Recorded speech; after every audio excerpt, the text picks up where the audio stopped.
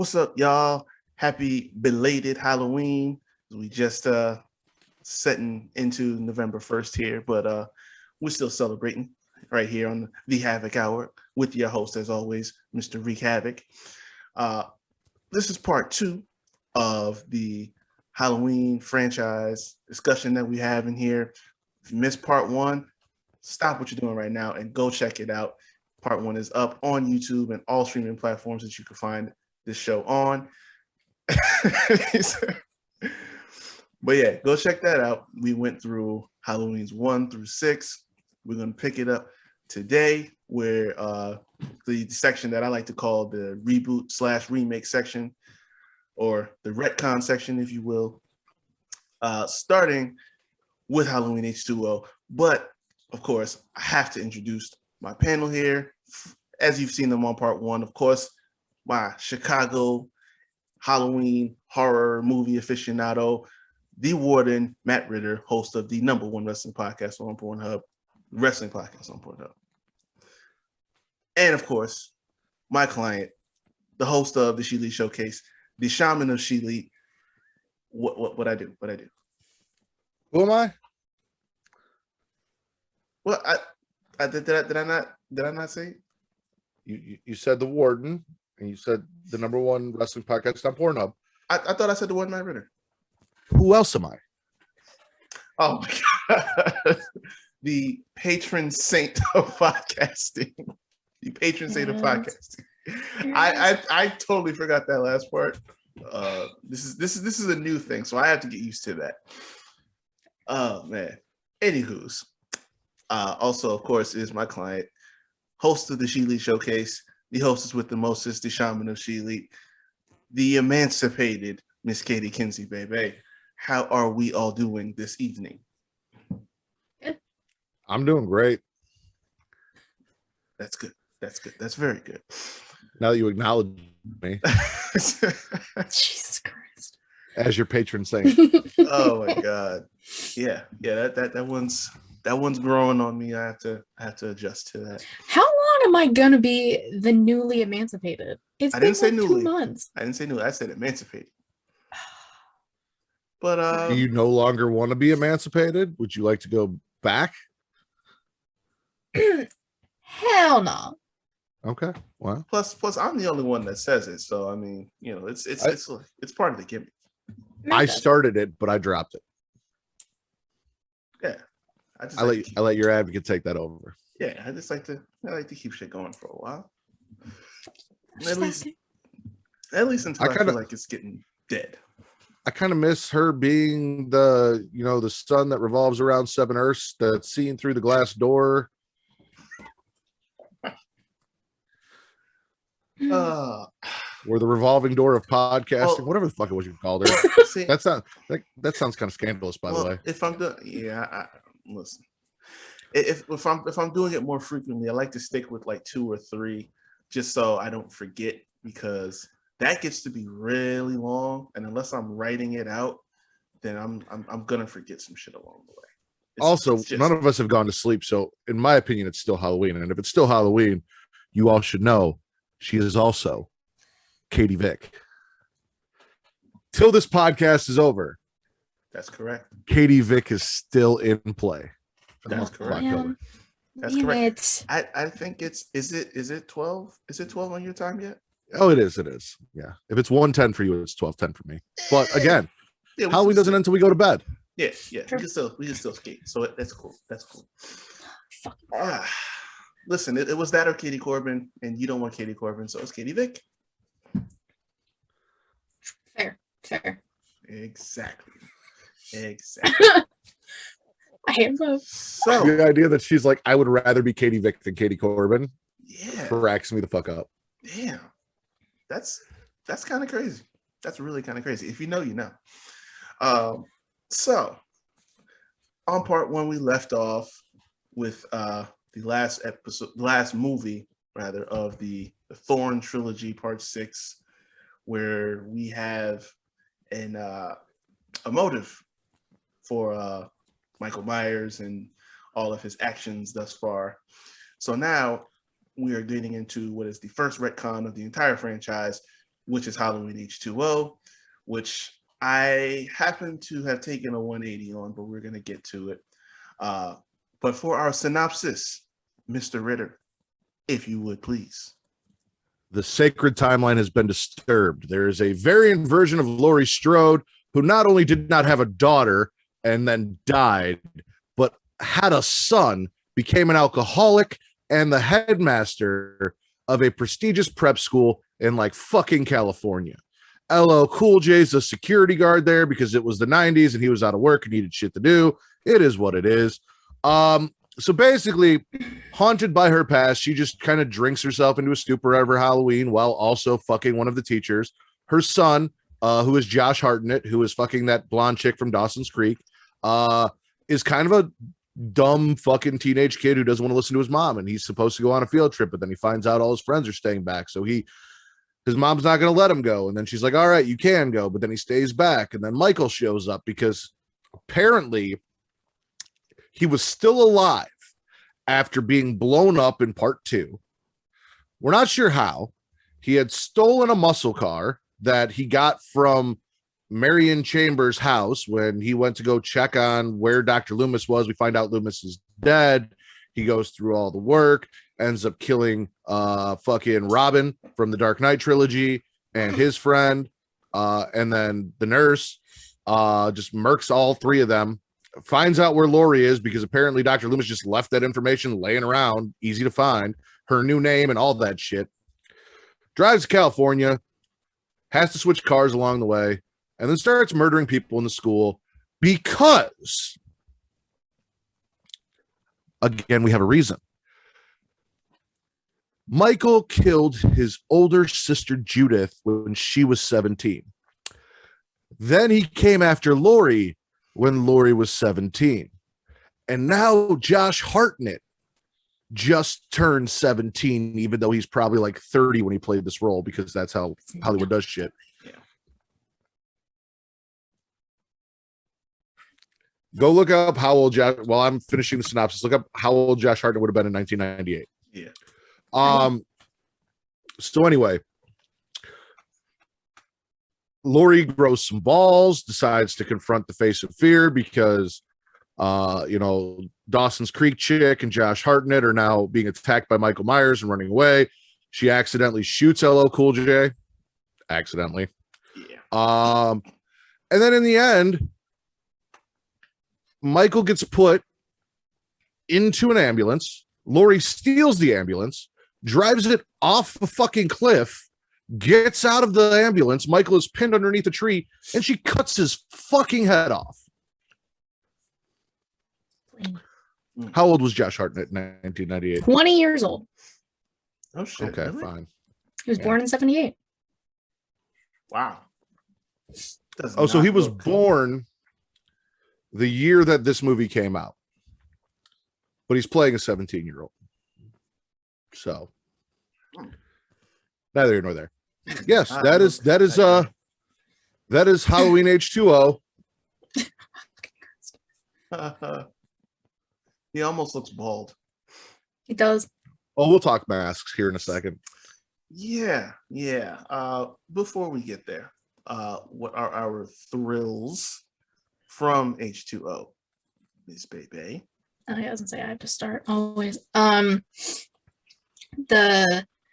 opening scene, just Marion and Johnny and I don't know the other kid's name. Robin.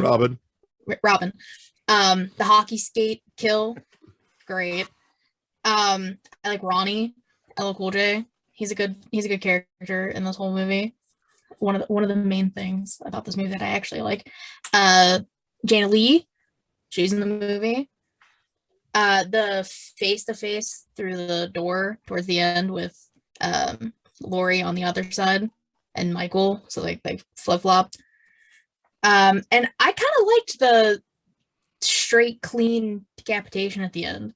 It was pretty badass. I mean, there's a lot happening in that scene, but the whole cutting his head straight fucking off, I'm not too mad at it. That's mainly it, honestly. I can understand.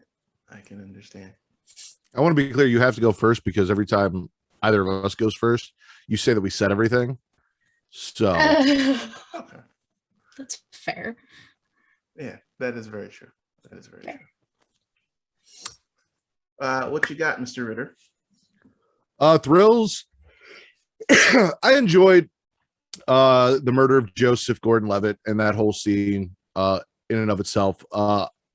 Ronnie was fine. He wrote romance novels. I really liked his girlfriend because she was the only smart person in this entire fucking movie. She was fantastic. I liked the car Michael drove. That was cool. Other than that, really not a whole lot outside of non-in-movie factors. So like I remember I saw this in 1998. In 1998, I was 11. I was born in 87, so yeah, I was 11. And I was scared shitless after this movie. So I remember like coming out of the theater, I went with Buddy and his older sister, and she got us in. My parents let me watch these movies all the time, so they didn't give a shit. And I remember like checking the back seat of the car before we got in to make sure Michael wasn't back there. It was dark when we came out of the movie theater parking lot and shit. So stuff like that, like I have fond memories of that kind of stuff. But as I've gotten older and the more I've watched this movie, this variant timeline that destroyed what I consider to be the sacred OG timeline, which was fantastic. Shout out Thorne. Fucking trash, man. Like it really is. It's fucking Dawson's Creek Halloween. Like it's 40 days of Dawson's Creek Halloween. That's what it is. So that is really all I've got for it. So the more I went back and watched this, the more I realized it's really kind of the callbacks and the homages to the modern horror at the time. Like in the very beginning, you got Joseph Gordon-Levitt wearing the hockey mask because they wanted to have some tie into other franchises like Jason and stuff like that. In the dorm room, they were watching Scream 2 because Dimension was, they had the rights to Halloween at the time. They produced this movie. Not just Janet Leigh appearing, but the whole, homage to Psycho. She has the car there. They played the music. They played Mr. Sandman in the beginning. Kind of like piggybacking off of Halloween 2 because this is where this is supposed to be picking up from. Me a dream. Like I said, as I watched this back more, it didn't hit as much with me as I remember, and I'm gonna elaborate. I'm gonna elaborate as we get into our kills, but I will say, after watching Scream back recently, I noticed some things, and that's kind of what dragged me a little bit under with it. Like, it was not all that good when you look at it through a fresh lens. Because I will be honest, I hadn't seen it in a while since, and now that I have a couple times, the thrill list has diminished significantly. So that's about all I got there. So for our kills, what have you, Miss Baby? Real quick, Matt, you said you're how old in 98? 11. I was 2. Yeah, no, I heard you say that. I ignored it. I just had to say it. I'm sorry. It makes sense. You just turned 25. I'm 34. If you do the math, that's 9 years. So 11 minus 9 is 2. Math. Crazy. You're a child. We understand. I'm not Continue. a fucking child. We're not having Oh, this discussion. 7. You're almost an entire decade younger than me. You're a fucking kid. Mind you brought Whatever. Whatever. I just need to stop talking. I didn't like the whole shut up. The age 17 thing that Matt brought up in the beginning. That's the dumbest reason to just kill your family, which them being related still pisses me off too. The Mask is awful. See, I was trying to think because again, I didn't like have time to like rewatch this movie. I was trying to think of everything that I hated, but nothing was coming to mind for some reason because all of the movies were jumbling up. So that's all I have, unless you guys say something and it's gonna spark something else I have. But that's all I actually have. Okay. Well, we got plenty. There we go. Uh-huh. You want to go or you want me to go? Have at it. The masks. The masks are fucking terrible in this movie. Even the main mask that they use is still fucking dog shit compared to part 6. And a lot of what I'm going to talk about here is going to be in comparison to part 6, just specifically because if you listen to the last episode, you understand why. Also, I agree with Katie, the 17 thing, because again, as I explained to Reek on part 1, eventually you have to give a reason for why Michael keeps chasing Lori. They needed to do it. So this time they decided, in a movie that Reek once said was better than 6, mind you, that the perfect reason would be Michael likes to kill 17-year-olds and waits until someone turns 17 to kill them in his specific lineage. I would argue I'm possessed by a dark demon that wants me to murder my family trumps I like to kill 17-year-olds all day long. Neither here nor there. Also, you don't get a badass tattoo for this, for killing 17-year-olds. Anyway, there is one scene with the mask where it's literally just like a blank white mask with no definition whatsoever. The eyes are really fucking big. Like, it just looks terrible. They tried to kill Michael Myers. We know you cannot kill Michael Myers. They cut his fucking head off. And then they had to fucking retcon that when they came back to make another movie because it did so fucking well. It was never retcon. So it was already written that you couldn't kill him. And I watched an interview the other day. Jamie Lee didn't even know about this when she filmed the movie because she thought this was the end. They already had the plan in place for how this was going to be retconned in the next movie. But it was retcon. So they killed Michael Myers as far as every viewer and everyone saw. Yeah. And then they had to go back and explain why Michael Myers is not dead. Yeah. So they had to retcon it. They shot the one black guy in the entire movie. Like, yeah, he lived, but they still fucking shot him and made you think he died. And it's fucking LL Cool J. Like, of all people to fucking shoot, fucking LL Cool J. Come on. Like, this man was just trying to get along with his fiance, wife, girlfriend, whatever she was, trying to write awesome romance novels with really, descriptive language and, juicy melon breasts. I'm all about the juicy melon breasts. Love me some juicy melon breasts. All for it. And the poor guy just doing his job, going around. He's got some dickhead 17-year-old white kid almost getting him fucking fired. And then that same white dickhead 17-year-old's mom shoots him as he comes around a fucking corner. Like, didn't the it was the guy that was fucking his mom shot him, which isn't any better. That's worse. It's actually worse. Like, not even his stepdad, just like the guy boning his mom behind his back shoots him.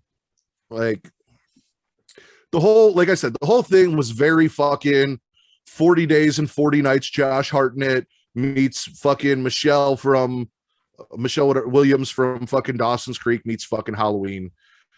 And I don't know. It's very 1998 for what it is. I guess it's fine. It's still not the worst movie in the franchise, but it's very low on my list. So, okay.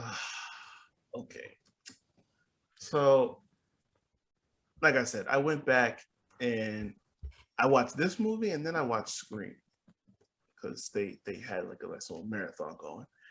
And I had forgotten, that, this is under the same umbrella. So a lot of the same themes are in it. I didn't realize that they used the exact same music for towards the end of the movie that they used for Scream. I didn't realize that the exact same music. And the way it's shot, just I don't know. When you compare it to all the other movies, it's like it feels too much. It was very, very 90s, if that makes sense. I was never feeling that. The Mask, I never had an argument against that. I mean, it's like you use 3 different ones that neither one of them were good. I'd never been a fan of showing the eyes like so clearly, which is piggybacking into another point I have, because if we are following 20 years after part 2, the end of part 2 was this dude getting shot in both of his eyes. If I didn't let that go in part 5, I can't let it go here. Because, a perfectly fine, round, symmetrical eye with no bullets in it could shed a tear. Same thing with this situation. You see his eyes clear as day with no injury, no bullet holes, no nothing going on there, just plain and simple. And he has no burns whatsoever. Even 20 years later, you have some kind of marking or something that scarred you from that. You were blown up. And not just blown up, you walked out of the burning building and you collapsed and continued to burn. So you're crispy at this point. There is no way, even 20 years later, you don't have some sort of injury from that. So that, and honestly, outside of Jamie, LL,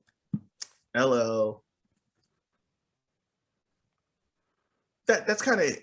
Outside of those 2 characters, I don't give a shit about anyone in this movie and nothing that they did. Like Josh Hartnett, I was never really much of a fan. Like he's all right, but in this movie, he just seemed like a whiny little bitch. And then the rest of the characters did absolutely nothing for me. Like every other movie, you get some sort of investment in the characters that come along. They were just like there.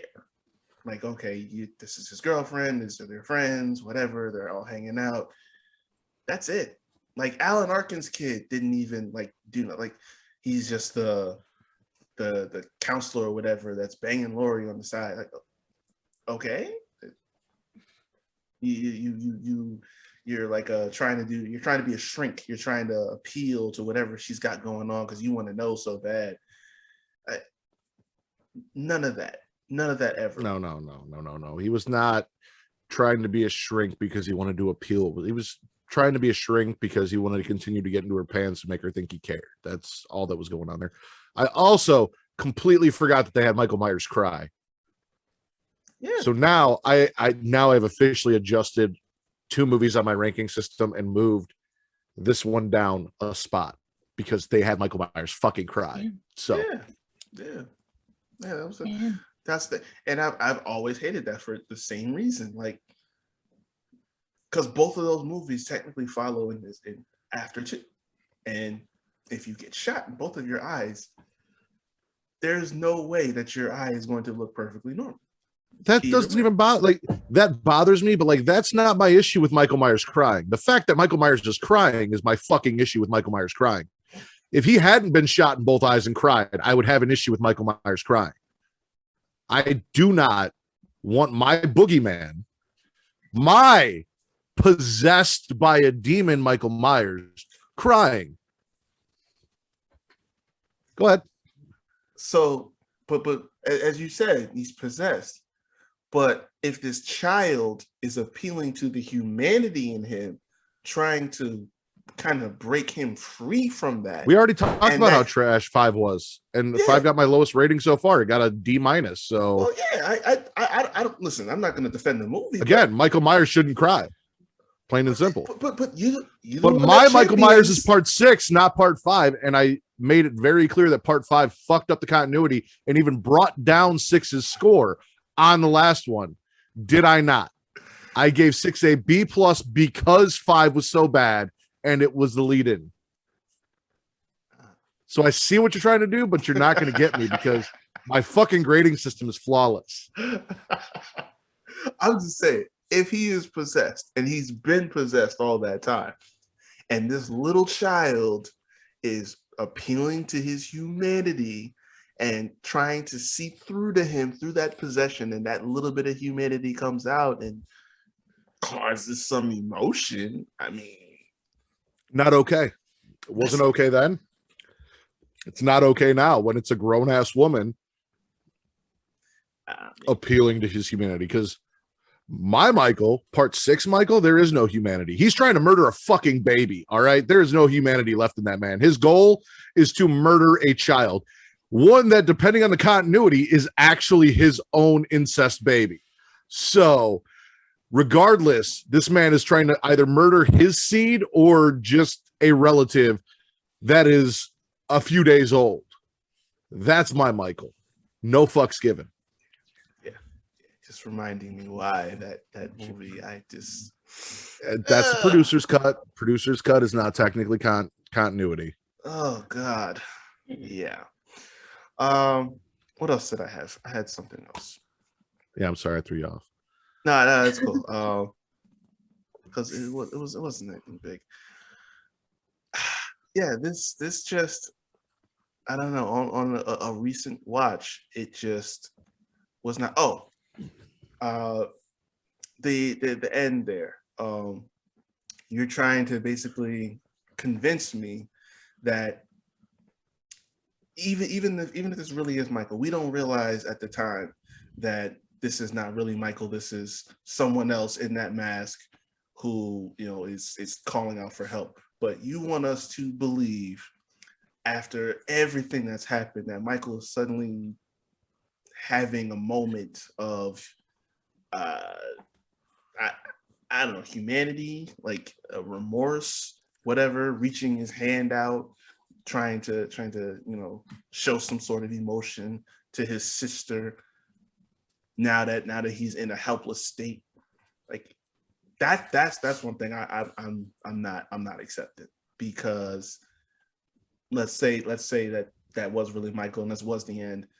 Michael's not going out like a bitch. Like, let's be real. That never really made sense to me. Like, if you're gonna do it, you just do it. Don't sit up there and make me try to believe that he felt bad for a moment or felt like, you know, let me connect with my sister before I'm gone. Like, nah, you gotta get that out of here.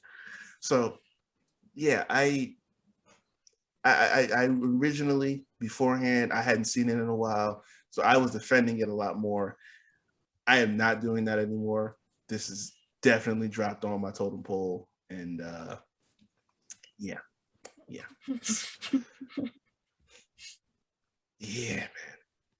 man. Had to fall. Yeah, he definitely looks bald. Definitely. He does. I'm giving this a D. So again, Halloween 5, which has been my lowest grade so far, has a D minus. I had D reserved for another movie.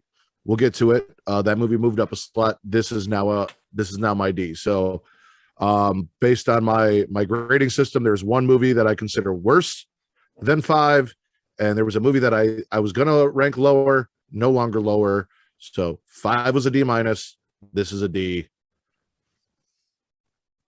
I'm also giving it a D. I don't have like an in-depth fucking reasoning like Matt does, because I couldn't fucking tell you what I graded anything last episode. But oh, we know. Fuck you. Listen. But no, it gets a D. Like, there's not a lot of good in this movie, like, at all. I'm gonna be honest with everyone. What you guys don't realize is, before we did this podcast, before we got on, what Katie did was she closed her eyes and threw a dart at a dartboard for each movie, and whatever letter she hit, that's what she decided to give it. Oh man. How fucking dare you? The disrespect. Damn. Well, I mean, you watch part 1. That kind of, you know, gives you the scope of what he's talking about. Don't act like you're innocent, mister. I'm going to write down all my grades. Did you write down all your grades from part 1? I damn sure didn't, but I mean, yeah. we're at the part now where it's not even that much of an issue, because from here you have, you know, half that's and half that's good. So I'm okay. I'm okay. Okay. So before this, I would have given this like a B, but now I'm gonna give it a C minus. It's not the worst sequel that I've seen, but like I said, it definitely dropped in stature for me because you know, watching it through a fresh lens, like I said, it definitely was not what I remembered it for, or maybe I just took some time and learned a lot more and got a different perspective. Shit happens. It just I'm really glad you wasn't as came good. back and revised this after you said it was better than 6 and fought me on it the first time we did this. You guys fought for a while on that. I said if we were going to do this, I had to be objective. So I went back and I watched just to make sure I was still feeling the same way. I don't. So I gotta be fair. It is what it is. It's still Resurrection? Six still isn't my favorite, but it is what it is. You can have it. So moving on, we have now Resurrection, the follow-up to H2O. We find out Michael didn't get his head cut off. Michael choked a paramedic and crushed his larynx and then swapped clothes with the paramedic and escaped. And it was a paramedic that was loaded into the back of the ambulance, then thrown out of the ambulance, pinned behind a tree and decapitated. And because Lori murdered a paramedic thinking that it was her brother, she is now in a mental institution. In this mental institution, she is not taking her pills. She is spitting them out and sticking them into a Raggedy Ann doll that she sleeps with, and is setting traps for Michael because she's ready. Michael finally shows up. Michael fucking kills Laurie Strode right off the bat. She has him caught. He's hanging over the edge. She has to check to make sure she doesn't make the same mistake twice and pull the mask off. He rips her off of, while hanging upside down by one leg, pulls her off of the roof. They fall together and he stabs her, and then she gives him a little kiss before she falls to her death. Michael then decides, hey, job well done. Fuck that 17-year-old kid I was going to kill in the last one when they gave me, that whole purpose. I'm not going to go look for him. I'm going to go home. And not just any part of the home. Like, I'm going to go into like the sewer of my house and live, because that's where I've been living, is in like the sewer beneath the house. Meanwhile, Tyra Banks and Busta Rhymes have started their own reality TV show called Dangertainment. And Dangertainment is a reality TV show where they pick some high school or some college kids, strap them up with GoPros, stick them in a haunted house, the Myers house, that has a bunch of elaborate pranks and fake body parts and things and staged effects for a behind the murder investigation of the Myers home and why Michael was so sick and blah, blah, blah, blah, blah. But Busta Rhymes is going by Freddie here, by the way. So, of course, as you can guess, all of these poor children, adults, I guess, they're in college. No, they're children. Katie's a child. They're children. They're younger than her. All these poor children are in this house with Michael, and he is not happy that he has home invaders. He's not looking for squatters. He's not looking for company. He's just trying to chill out and live his life. So he starts killing them all. He's killing production crew who's setting up in the house, kills Tyra Banks, kills these kids. There's some nerdy little fucking high school freshman who apparently does like IT for a college student that he's created like some weird pedophilic relationship with, because again, he's a freshman and she's in college. So that's a thing. But she doesn't know. Like, he lied about his age. It happens. Hopefully she found out later. We don't know. The black guy's a chef this time, then gets killed with chef knives. And yeah, no, Michael kills everyone. Busta Rhymes is a karate expert from watching karate movies or kung fu movies. Kind of kicks Michael's ass for a little bit. Michael ends up getting hung and escaping, and then electrocuted to death. But at the end of the movie, after they compare him to a great white shark in baggy ass overalls, as the coroners are looking at him, his eye opens, and then there's a "Wah!" and then we cut to credits. the main character lives, the white girl, and Busta Rhymes lives. Everyone else dies. Oh yeah. Oh yeah. Sounds like a lot, but it's a whole lot of dog shit. So what, if any, thrills did you take from this, Katie? Listen, Busta Rhymes, I think, is the best part of this movie. Like, he's so fucking funny. Black guys. Yeah, 2 black 3 guys. people of color. Yes. Yeah, Yes. way to go. It's a Way to go, record for the guys. franchise. Damn right. Oh, but yeah, he's definitely the best part of this movie, hands down. I also liked Rudy's death with the 3 knives and like he's in the wall. I liked that. That was fun. Very reminiscent of the first one. Was it Bob? Yes. Yeah. Look at me remembering things. I liked that it was kind of similar to that. Just him get pinned to a wall with, except it was multiple knives this time, not just one. But yeah, that's literally it. Really? Okay. Thrills. First and foremost, I actually love the base premise of this movie. People going into the Myers house, not knowing Michael is there, to do an investigative story, fake reality TV show, because at the time, reality TV shows were everything, but they were all fucking fake and staged and edited and blah, blah, blah, blah, blah. So like that whole thing was fucking fantastic to me. It was a very cool premise. Did it play out the best? No. Are there issues? Absolutely. But the premise itself, fucking really cool. Enjoyed the shit out of it. I love the fact that Michael Myers may, according to the internet, be a homophobe, but he's also a huge rap fan because neither LL Cool J or Busta Rhymes got killed. He let the rappers live even after Busta Rhymes like fucking roundhouse kicked him in the fucking face. Like, hey, all good here.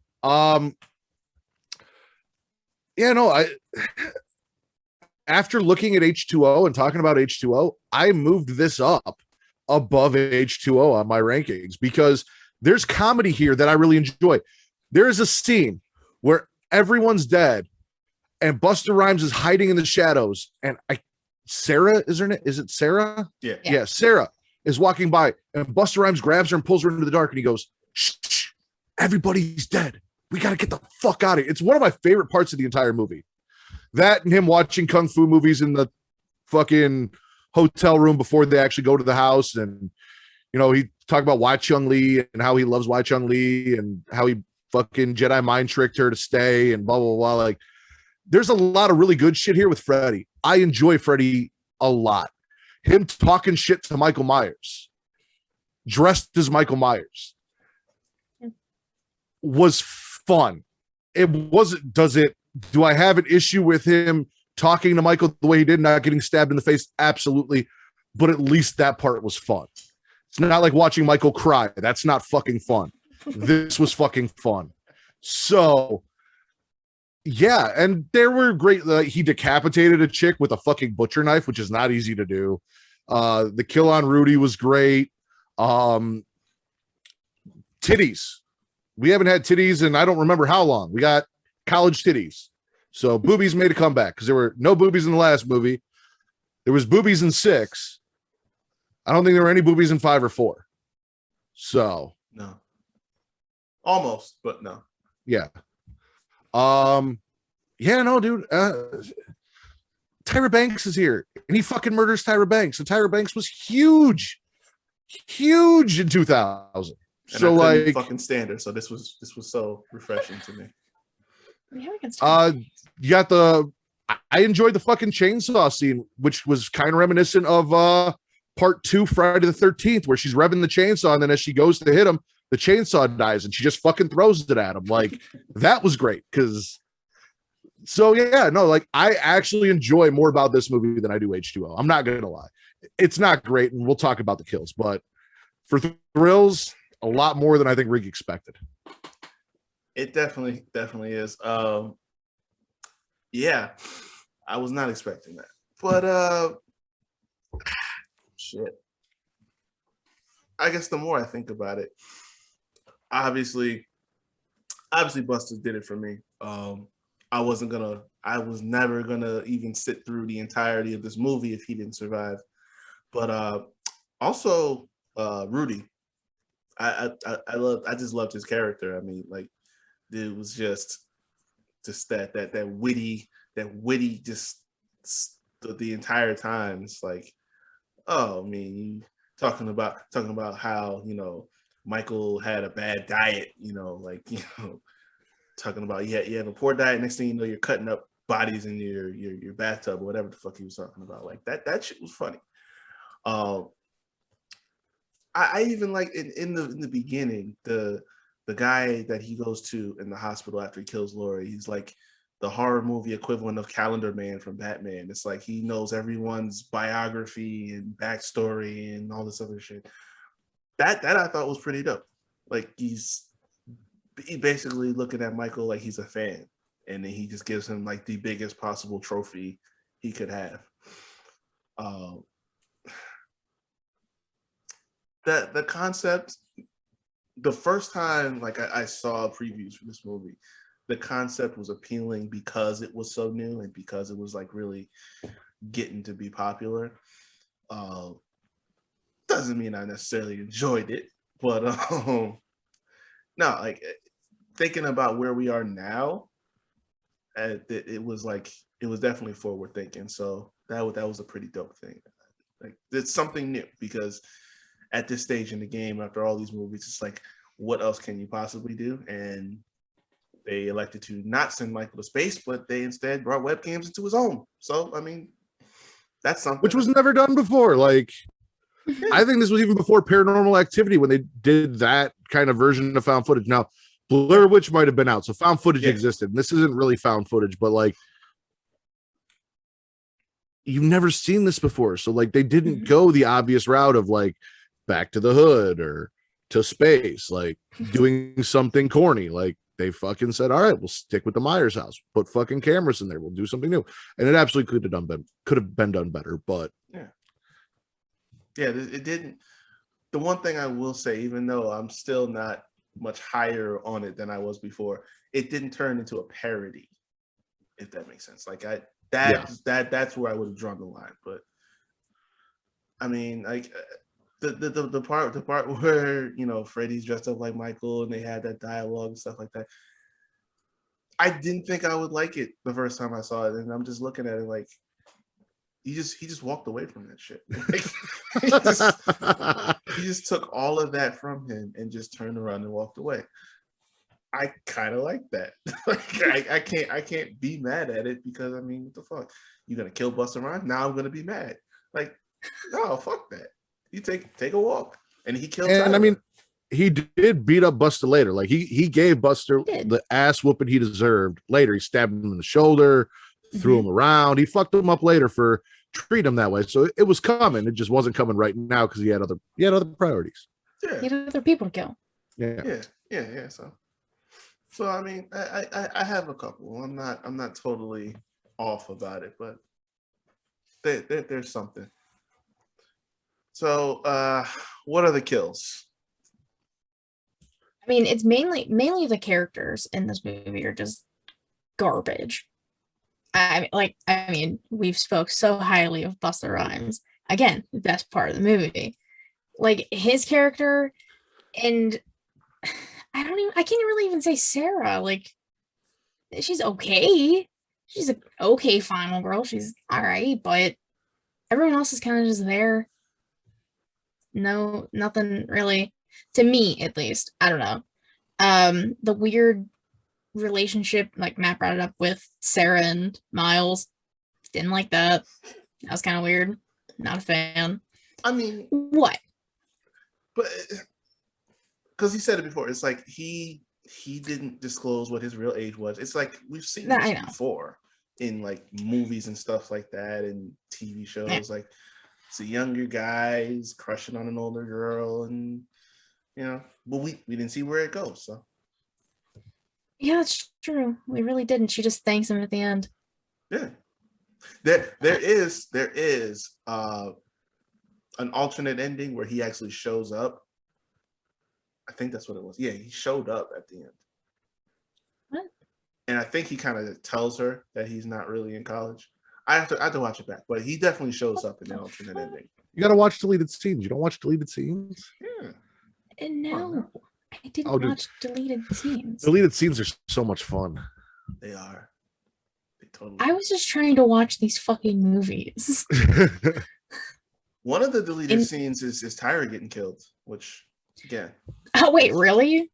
Okay, that I'm actually kind of curious about because we just see her body chilling. That was gonna be one of my kills. Like, how the fuck did she die? Because I don't know. I guess I have to fucking find out. Damn it. You definitely should. And then it's more towards the beginning, and it's just one scene I don't like. That one creepy classmate that just comes into Sarah's room while they're like figuring out this the whole show. The random panty sniffer. Yeah, what the fuck was that? I hated it. Not when I went to college. It was not. Maybe when elder people. Well, hold on. You don't have to answer this. You can tell me to fuck off. But did you have a panty tree hanging by your door in college that someone could walk in and sniff? No. Well, that's why it never happened to you in college. When you hang your panties by the door and they're right there, easy access for everyone, some creep might come in and do that. If you put them away like you're supposed to, that's not an issue. This was more on them having a panty tree than it was on the guy that walked in and sniffed them. He should have never walked in the room. Fair enough. I mean, yeah. It's fucking creepy. Fucking creepy. It is. Nobody's denying that part. It's just, if you walk in and they're right there in your face, like, what are you sniffing them? I'm not arguing that, but like you said, there are some creeps, and if they get through that doorway, listen, there are dudes that will buy used panties online. You can get used panties in vending machines in Japan, right? So this is not as weird as that. I know, but still, we don't fetish shame over on the #1 wrestling podcast on Pornhub. If you're into panty sniffing, shout out to you. That's very true. Oh god. Yeah. I don't even. I'm done. Somebody else go. Somebody else go. My biggest kill is an editing issue. So there is a scene where Miles, who is Jules from Pulp Fiction, and then his friend, who is Vinny Vega from Pulp Fiction, are at a high school senior Halloween party, and Miles decides that he's gonna go into this dude's dad's office and log on and watch it from this dude's dad's office without even asking. And throughout like the movie, as you're watching it, like you see like some people come in and like stumble upon him and they're getting ready to fuck, and then they're like, what are you doing in here? And they're like, oh, I'm watching the show. And then instead of fucking, they're like, oh, we'll just watch the show with you. Cool. Yeah, because that was a thing. But like the guy who owns the house, he's in there, and then they cut back to a scene where he shows up like, to find out what's going on in the office, even though you already saw him in there hanging out with like the group of people that were just hanging out there. Like, so editing bothered me because I noticed it and it was a thing. Michael living in the sewer beneath the house and eating rats, live rats, I was not a fan of, because that was just like a weird extra like thing that we didn't need. The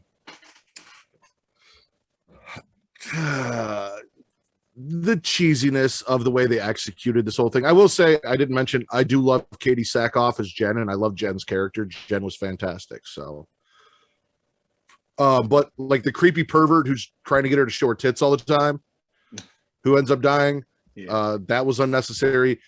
Yeah,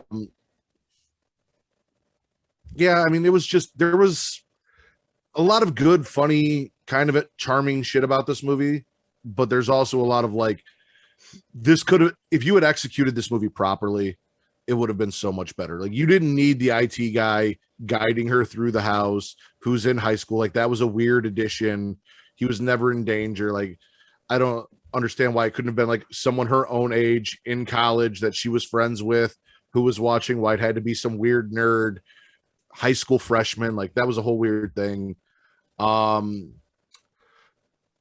Yeah, like I said, like if it was executed a little better, I probably would have enjoyed it a little more. But that's really my biggest kills with this movie. Uh, so right away, majority of the characters I don't give a fuck about, which same thing with H2O, but the guy that was like hooking up with the other chick, the guy was such a fucking moron. I could not wait for this dude to die, because it's like, first off, why did the dumbass get to hook up with her first and foremost, and then it's like we wait. He doesn't bite it until like all the way towards the end. Like I hated it. I hated all of that, like legitimately, and I didn't even have a reason for it. I just didn't like it. Freddie doing all this karate shit on Michael. Listen, it's cheesy, and it was never doing it for me. Although I understand the concept of black folks thinking they can fight because they watch karate movies. That's what we used to do back in the day. It's a real thing. It happens. Okay, I am not going to discredit that aspect for 1 second. But when you now tell me that you are going to kick Michael Myers' ass in his house, no, you lost me there, bro. This just doesn't work for me. I'm sorry. And then there's Sarah. Okay. There was no depth to this girl's character whatsoever. She's just a scared, timid little woman. I won't say girl, woman. Just had no real business being in this position in the first place. And the only real thing they hone in on or focus in on is the fact that she screams. Like, she has a very peculiar, loud, high-pitched scream, which they used on 3 different people. There was her, a bunch of different scenes. Then what was the red-haired chick when she got killed downstairs in that basement? They used that scream for her. Then when Jen, when she found the other dumbass hanging out from the attic, they used that scream for her. They recycled the same scream for several different characters. That goes back to what he was talking about with editing. But yeah, that's stupid shit. I'm not a fan of that. And the end, you electrocuted this man's testicles. I don't know how I don't know who came up with that idea. They can't make any more movies.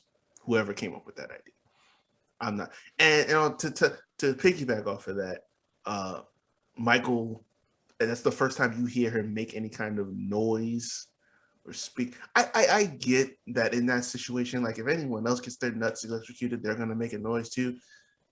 But I mean, this dude got shot in the eyes and didn't make a single noise, and now you're telling me he does? No. And even in the morgue too, that I wasn't a fan of that either. But what's up? Question. This movie came out in 2002. Did you enjoy? Okay, you're still there. Did you enjoy in 2003 when Kane electrocuted Shane McMahon's testicles with a car battery? Of course. Okay, so there is an argument to be made that being that characters like Kane and Undertaker are kind of based on Michael Myers and Jason Voorhees, that someone watched Halloween Resurrection where Michael Myers had his testicles electrocuted, and that was the idea that gave them the Shane McMahon testicle electrocution from Kane. And I can't say that it's true, but I can't say that it's not true. So on that merit alone, I may have to give them that one. I mean, plus cock and ball torture is a kink. So like, again, we don't kink shame here. Well, I don't kink shame here. That is true. That's very true. I mean, I if you know, a lot of people in the business where they get their ideas from, I would probably venture to guess that that's probably true. I'm just saying, for the sake of this movie, if it were anyone else, I wouldn't even care. Because like for Freddy to do it, it kind of fit. It kind of made sense for the character. But again, after all we've seen for this character, and like it never worked for me. I always looked at it like, really? That's what happened? That's how we put an end to this? But I don't know. At this point, it's just nitpicks because, like I said, I thought that that another particular movie was a little bit higher above this than it really was, and clearly I was wrong about that. So I can't be too hard on this anymore. Okay. Based on my grading scale, if I'm not mistaken, I gave Halloween H2O a D. And I think I calculated everything and I looked at this again. I'm actually going to give Resurrection a C-. Okay. That's fair. What you got, Katie? Okay, so again, I only liked Busta Rhymes in this movie. That was the only thing I liked. I'm giving it a D-. I originally had it as an F, but then I thought about it and I said that's a little too mean. So I'll give it a D-. I'm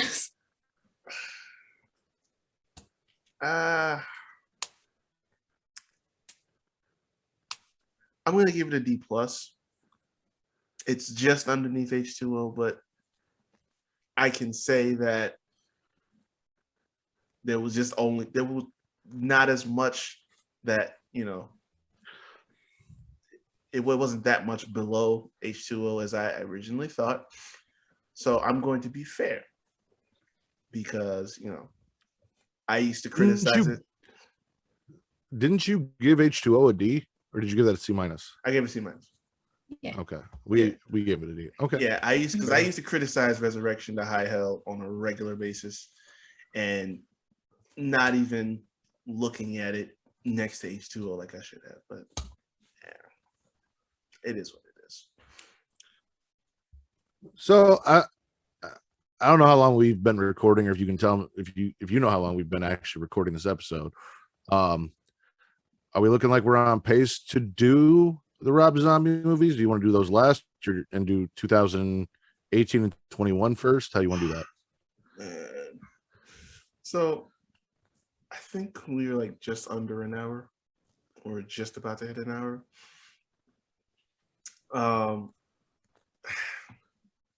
Honestly, the zombie movies there's just not a lot there for me.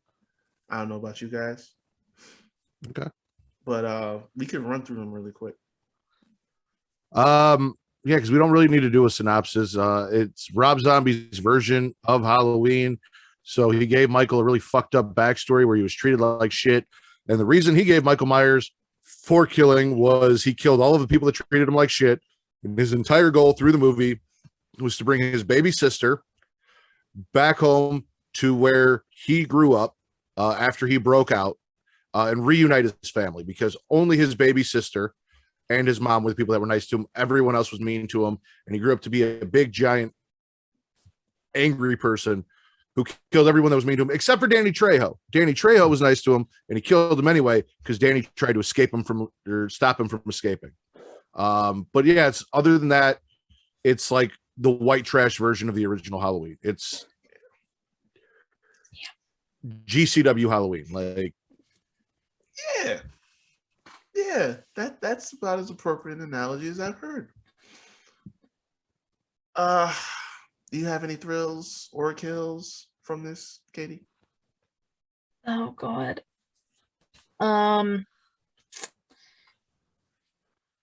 Danielle Harris. Not gonna lie, that's really all I remember from these fucking movies is her, because I block these out. you see her topless. There we go. No, that's literally all I fucking remember. And Michael's just fucking huge and terrifying and just goes on a nice murder spree. That's all I really remember. I've got this above Resurrection. I enjoy this movie. Like, for a remake and it being Rob Zombie, me being a fan of House of a Thousand Corpses and Devil's Rejects, like, this is very much a Rob Zombie version of Halloween. So knowing that and going into it, I got what I expected. He upped the nudity like tenfold. There was so much more. The backstory of Michael was interesting, but not necessarily needed. But when you got to Michael being fucking Michael and just killing people, the kills were fantastic and fun. There's a little bit of variation between the unrated version and then the rated version that was in theaters. There was a whole rape scene with an inmate in the unrated version that didn't make the theater cut, thank God. As to how Michael broke out and some, neither here nor there. But overall, that was it was good. It ending with Laurie shooting Michael directly in the face was a shocker. She came out bloody as shit. I love Scout Taylor Compton as Laurie Strode. I loved Daniel Harris as Danny. I liked who they had cast as Michael because it was a very big, strong, imposing Michael to do a lot of the physical shit that he did and make it look believable. So yeah, those are thrills. I will say I like the idea of them having sort of a prequel, a dive into, events leading up to his first kill or kills rather. The whole white trash element of it wasn't really doing it, but kind of getting into, just a kid kind of,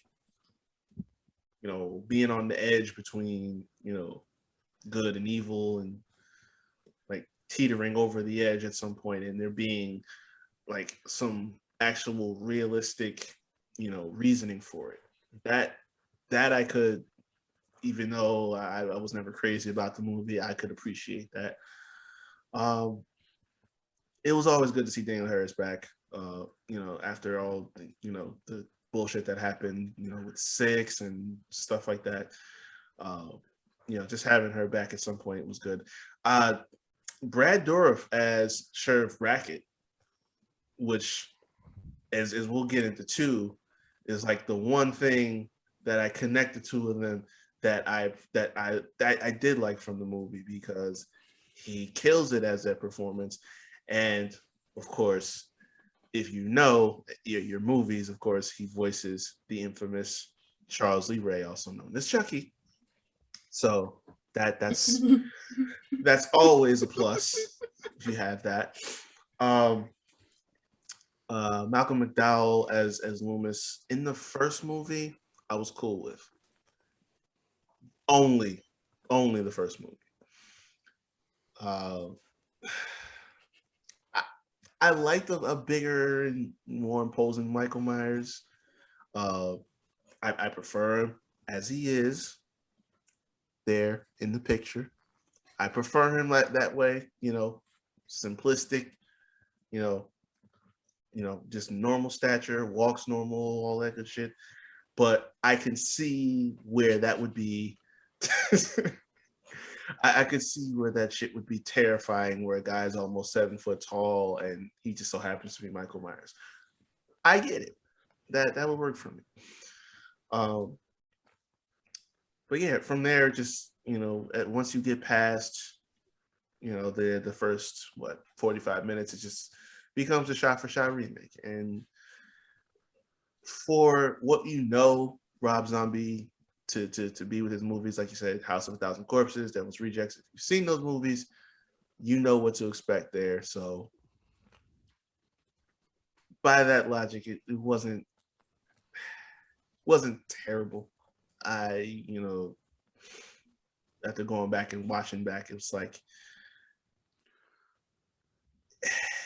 it's just one of those things. If you're into those types of movies, then you know you enjoy it.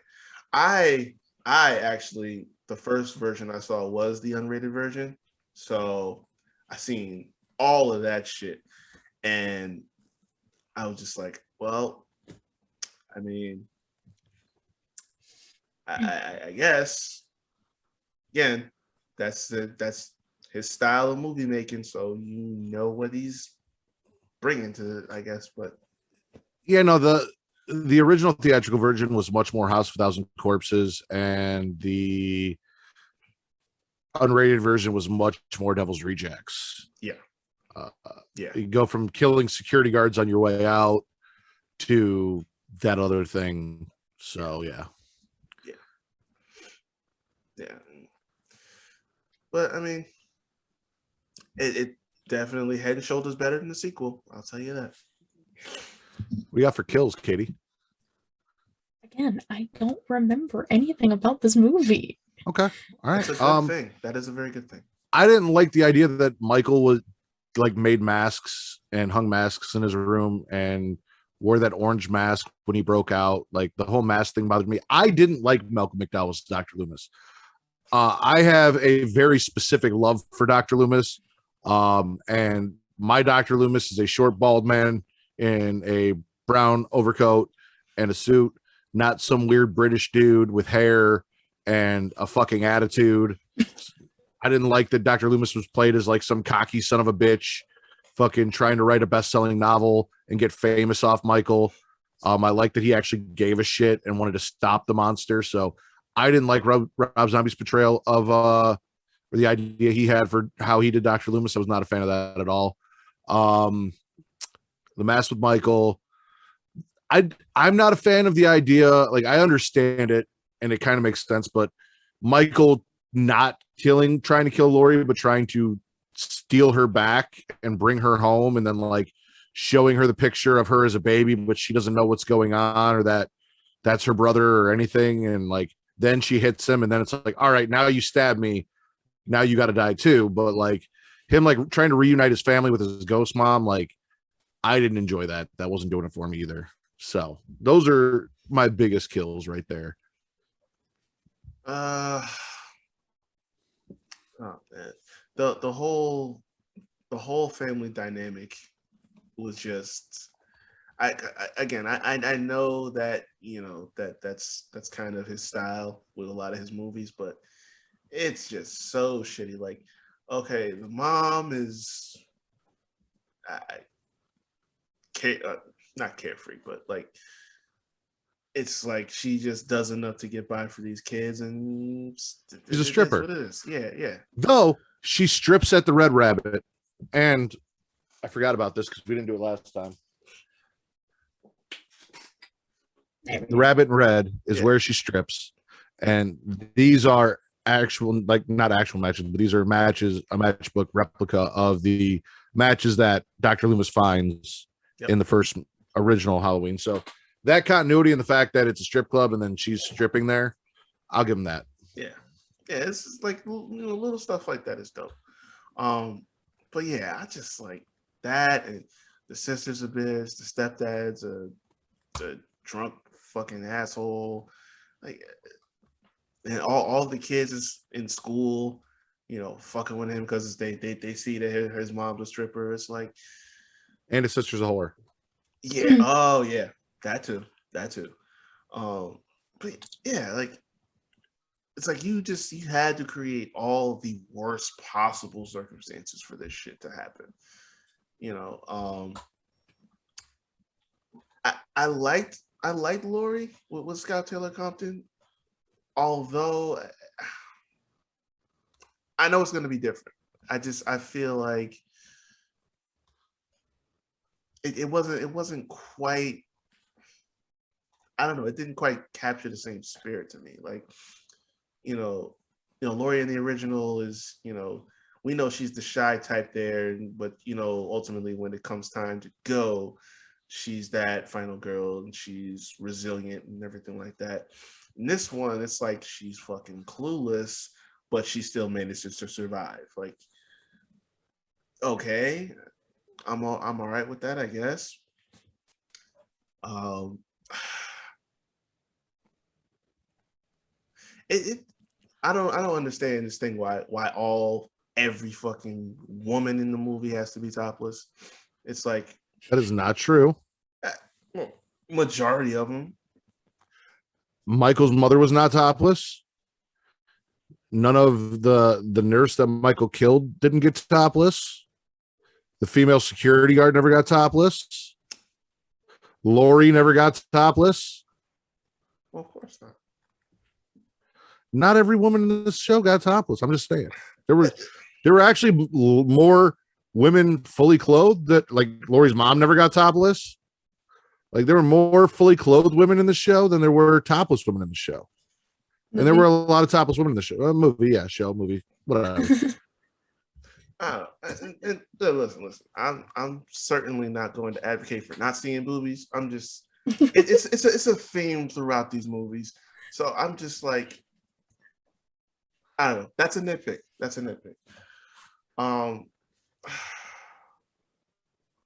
don't know, man. Like, I'm not too tough on it because, again, it's one of those things. If it's an acquired taste for you, whether you like it or not. But I'm more like on the fence about it than I am, what I was back then, to be honest. For me, Resurrection got a C minus. Halloween 3 got a C plus. So this is going to be a C.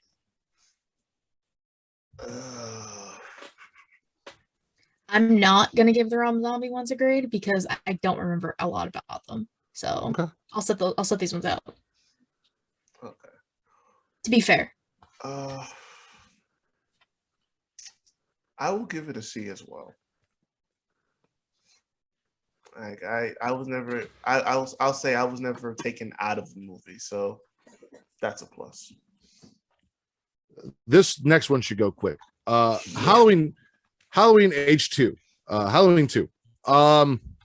Basically we open up with kind of a replica of the original Halloween 2 where Laurie's in the hospital, Michael shows up, starts murdering people. Everything's going great until you realize that Laurie is waking up from a nightmare. She finds out that her name is actually Angel Myers and that she is Michael Myers' sister because it was in Dr. Loomis's book. And Michael's seeing a ghost version of his mom with a white horse that's guiding him to tell him what to do. He goes to the strip club and murders the strip club owner that apparently didn't treat his mom right. All the while looking for Laurie. Annie survived the last movie and is in this movie, and Laurie's living with Sheriff Brackett and Annie, but Laurie's a cunt to the family that's taking care of her. She treated them like shit with her PTSD, like they didn't have it too. And in the end, Michael captures Laurie in a shed out in the middle of nowhere. Michael is shot to death, and then Laurie's in an insane asylum, also seeing her mother and the white horse, and it's just really fucking weird. And really, I recommend going and watching until the point where Laurie wakes up, because I'm going to get my thrills out of the way. My thrills are the entire hospital dream sequence in the beginning of the movie, which is about the first 15, 20 minutes of the movie. And then the Halloween party itself later on, where they go to a Halloween party and dress up and do all that. Everything else is trash. Everything else is a kill. Yeah. Those two good parts kill everything else. Garbage. Yeah, I just tried to rewatch it when I was because I've seen the Rob Zombie ones before, but when I was watching all of them in order, I tried, and I think I got maybe a half an hour in, and I was like, I can't fucking do this. And I think I told you guys that too. I was like, I tried, I can't do it again. I think I saw this in theaters when it first came. I don't know why. I don't know why. That's right. So yeah, I agree with Matt. Yeah. So I have two different ones actually, which is amazing. But Michael killing Loomis because he had gotten to the point of being insufferable in this movie.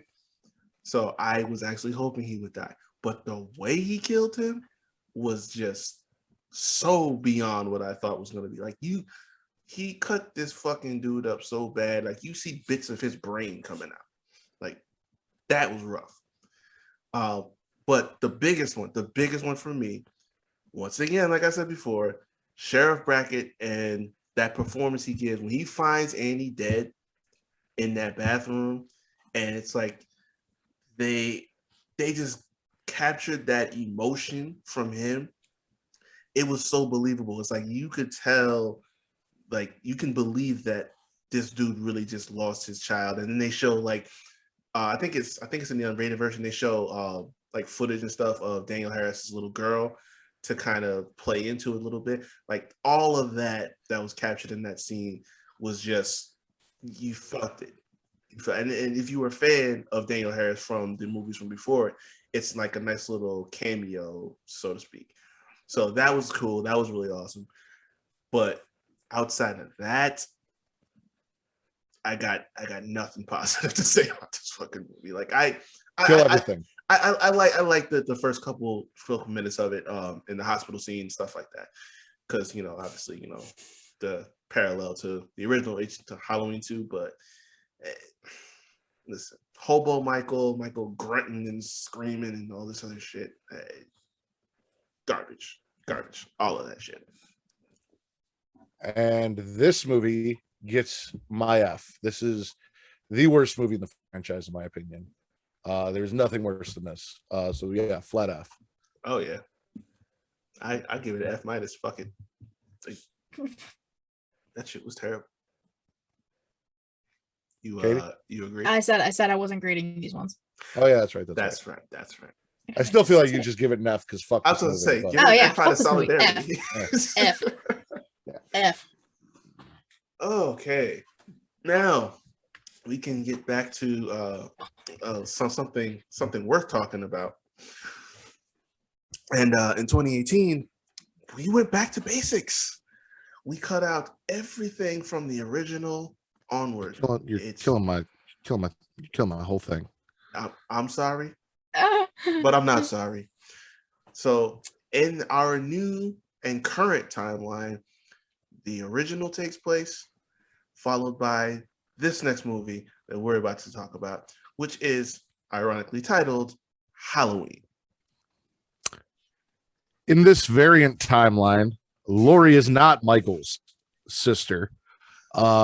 Michael is captured after the events of the first movie and placed into an insane asylum. Laurie grows up severely PTSD affected, has a daughter, but it's not Jamie. It's Karen.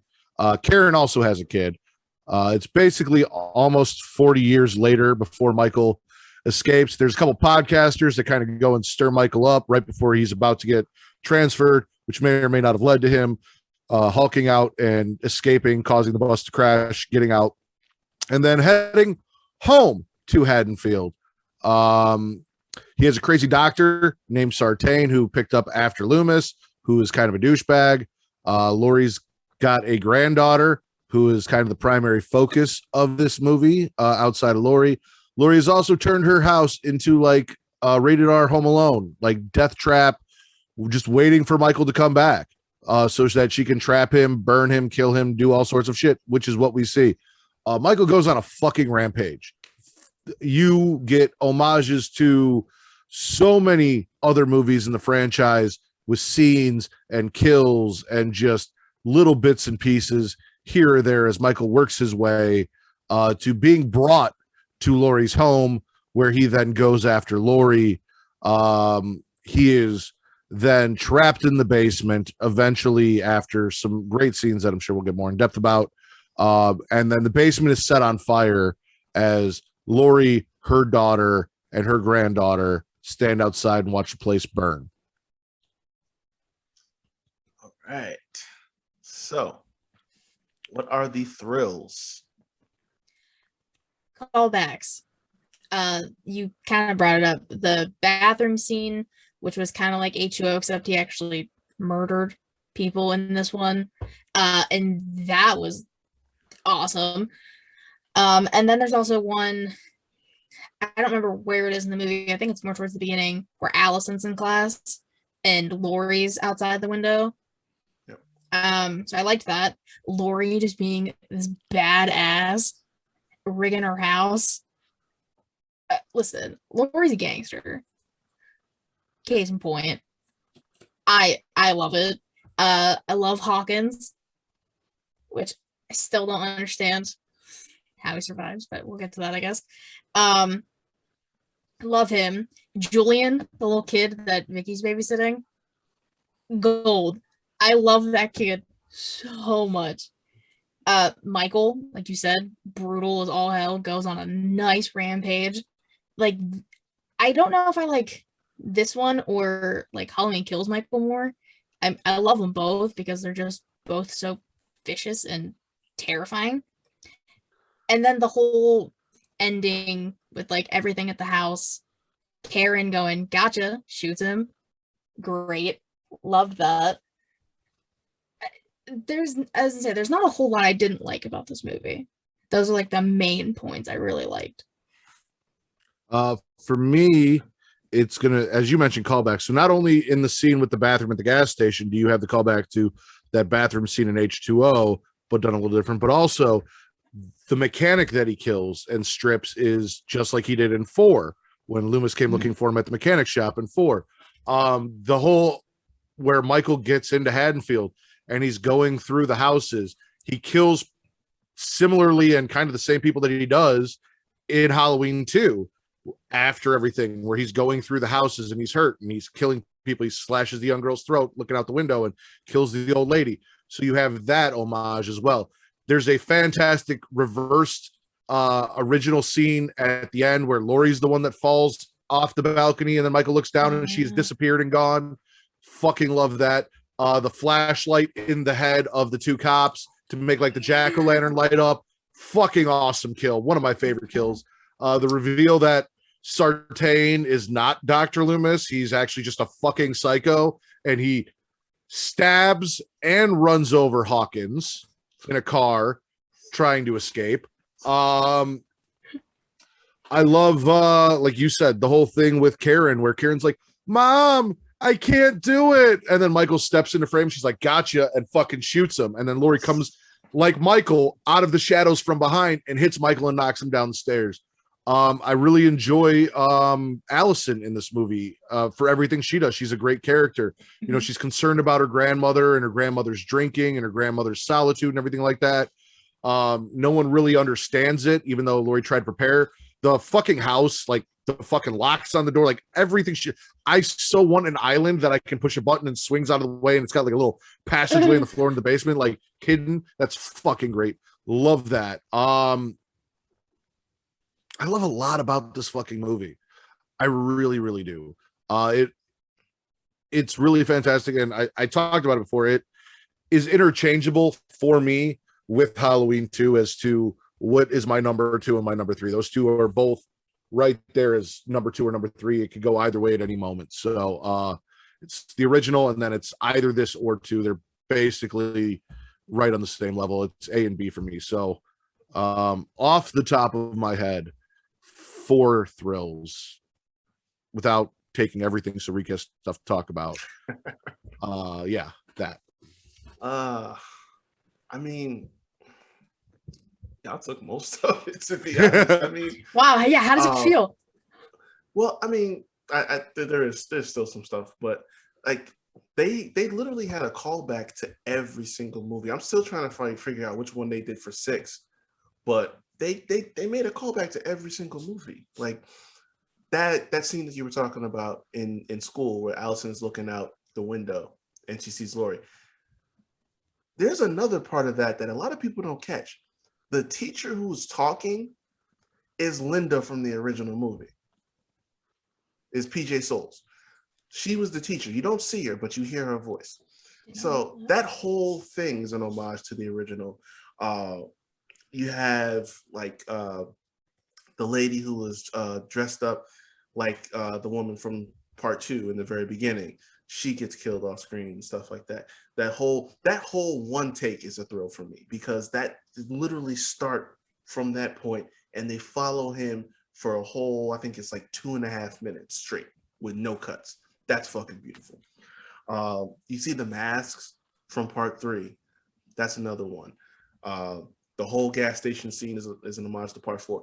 You have comedy cops without clown bullshit who were genuinely fucking funny, who also, one of them was the special effects guy. Another one wasn't even an actor. He was an actual detective. So these two people who don't really have a lot of acting chops, one of whom doesn't have any at all, and they put on an actual entertaining fucking scene. But it's like, it's a callback to 5 because you had the clown cops, but that was a little bit too fucking much. This one was just enough, and it was perfectly placed. There was even a callback to Resurrection. There's that van that pulls up next to them when he's getting gas. It says Resurrection on the side of the van there. That's about as much as they get, understandably so. That bathroom scene, I was looking forward to that scene so much just from the trailer alone, when this motherfucker drops teeth onto the floor. Like, that just gave me jitters the first time I saw it. So I'm like, that was one of those scenes I was really looking forward to. And another callback a lot of people don't catch, the H2O, Allison's attire, that costume that she's wearing. I know they said it's Bonnie and Clyde gender swapped, but her costume is the exact same outfit that what's her face? Michelle Williams' character in H2O was wearing in the movie. It's the same, it's the uniform, but it's the same. It was a skirt costume, though, wasn't it? I think it was, but it was the same look. They just changed some things to it. But I mean, yeah, the whole thing was like a love letter to lovers of the franchise. But, you know, at the same time, it's like hitting the reset button, you know, going in a more, like I said, back to basics approach. I love that. The scene where Michael's upstairs in the house, Laurie's downstairs, and she sees him through the mirror, and he has that moment when he has the head tilt, but then when she shoots the window, he's not actually there. That was, yeah, it was like a nice little fake out there. So it's like they're teasing that he sees her and he recognizes her, and there was that moment, but it didn't really happen. That was always cool. I was genuinely shocked when Certain pulled that whole 180 and stabbed this motherfucker in the neck.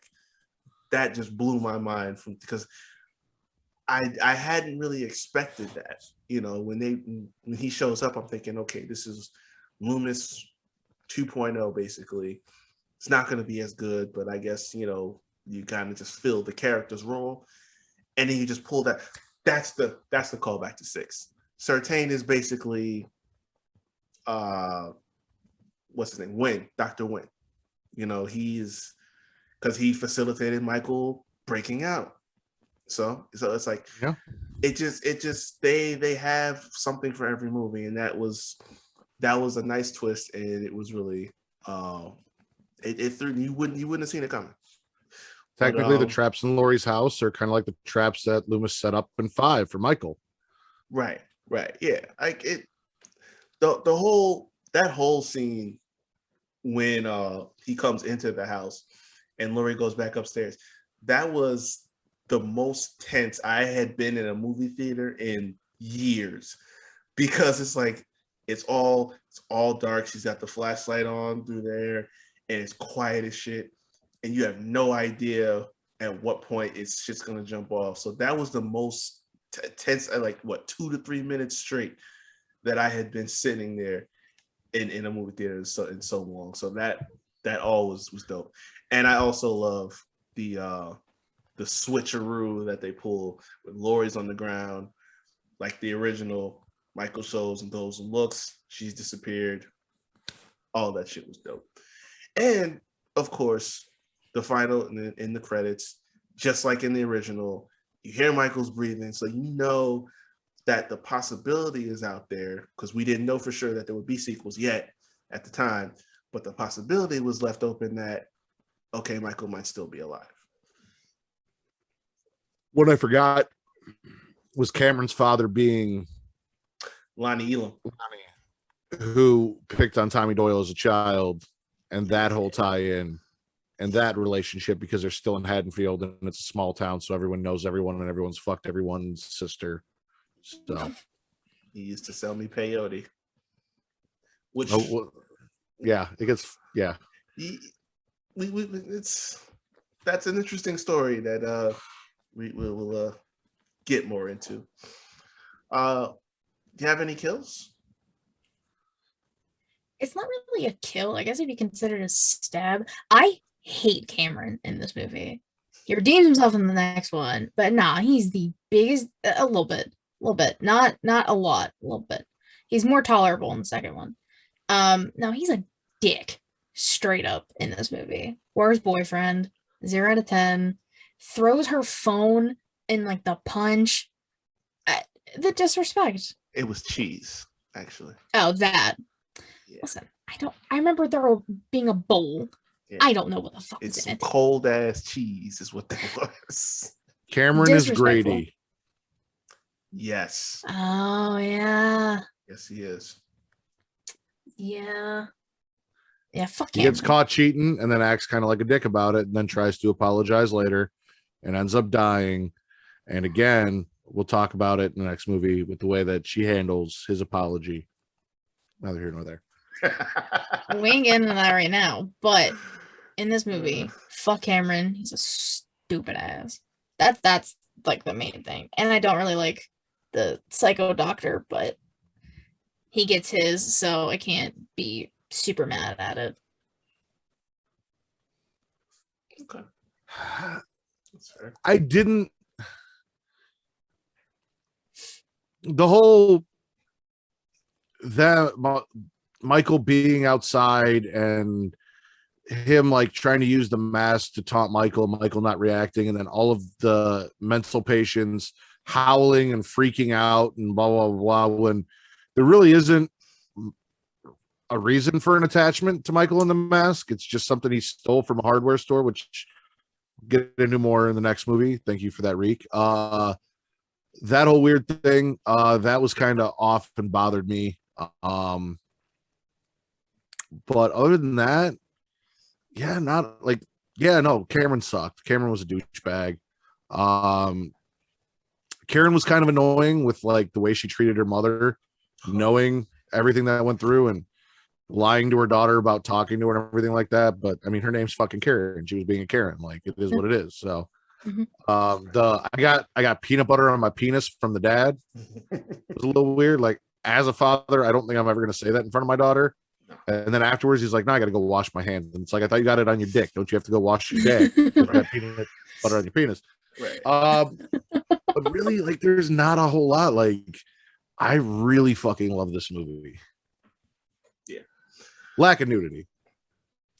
Yeah, that's true. What was the first thing I had? Oh yeah.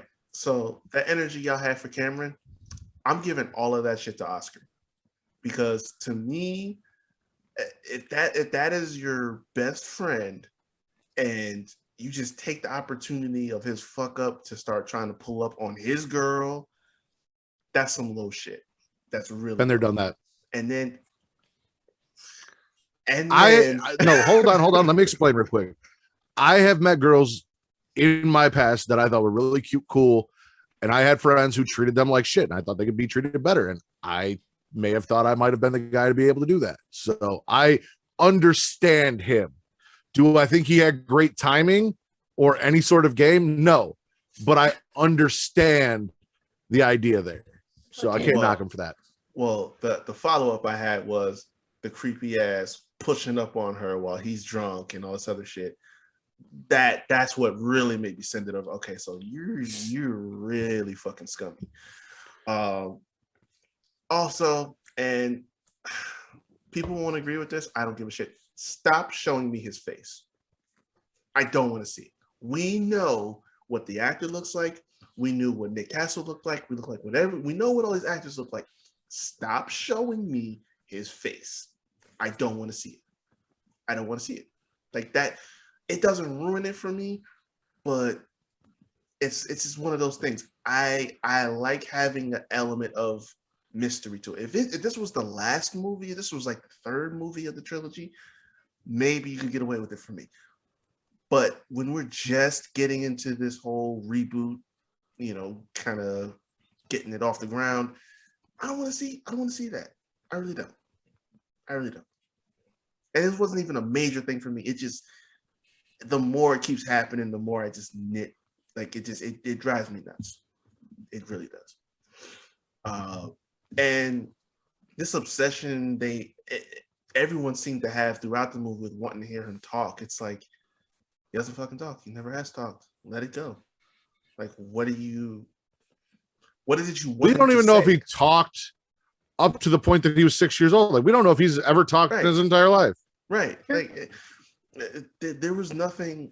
There was no basis for that. Like, obviously, if you're studying someone, if you have a patient, you're trying to get inside their mind and what they're thinking and stuff like that. Okay, you want them to talk, but it's like, this person, if they're catatonic, if they don't speak after X amount of years, you let it go. 40 years? Why are you still pushing this button? Like, let it be. It's done. You know what I mean? But that's really it. Like you said, there's not much to dislike from this movie at all. This was a complete breath of fresh air. So I don't have much to dislike from it. Again, just like to A minus. Like, they're right. It could go either way. A minus. Solid A. Yeah, I'm going there. I'm going A too. Definitely. All right. So now to close this out, we're going to go to the most recent film, which just came out about 3 weeks ago now, 2.5, 3 weeks ago. The direct sequel to this film, titled Halloween Kills, very appropriately named. So, for one last time at synopsis, Mr. Ritter, take it away. We find out how Michael got captured in the first movie through awesome flashbacks. We find out that Michael hid himself in the armament in the basement behind a steel door to protect himself from the fire. Firefighters come in to save Michael. He slaughters all the firefighters despite the petition online to not have him do so. He didn't give a fuck, and neither do we. In a great scene, Michael then goes home. Meanwhile, Laurie is in the hospital on Michael's way to going home. He kills some more people. There's another mental patient who has still not been rounded up along with Michael. He is kind of the red herring for the mob that Tommy Doyle creates to go hunt Michael when he finds out that Michael is free and is killing again. Mob action forces this poor mental patient to commit suicide.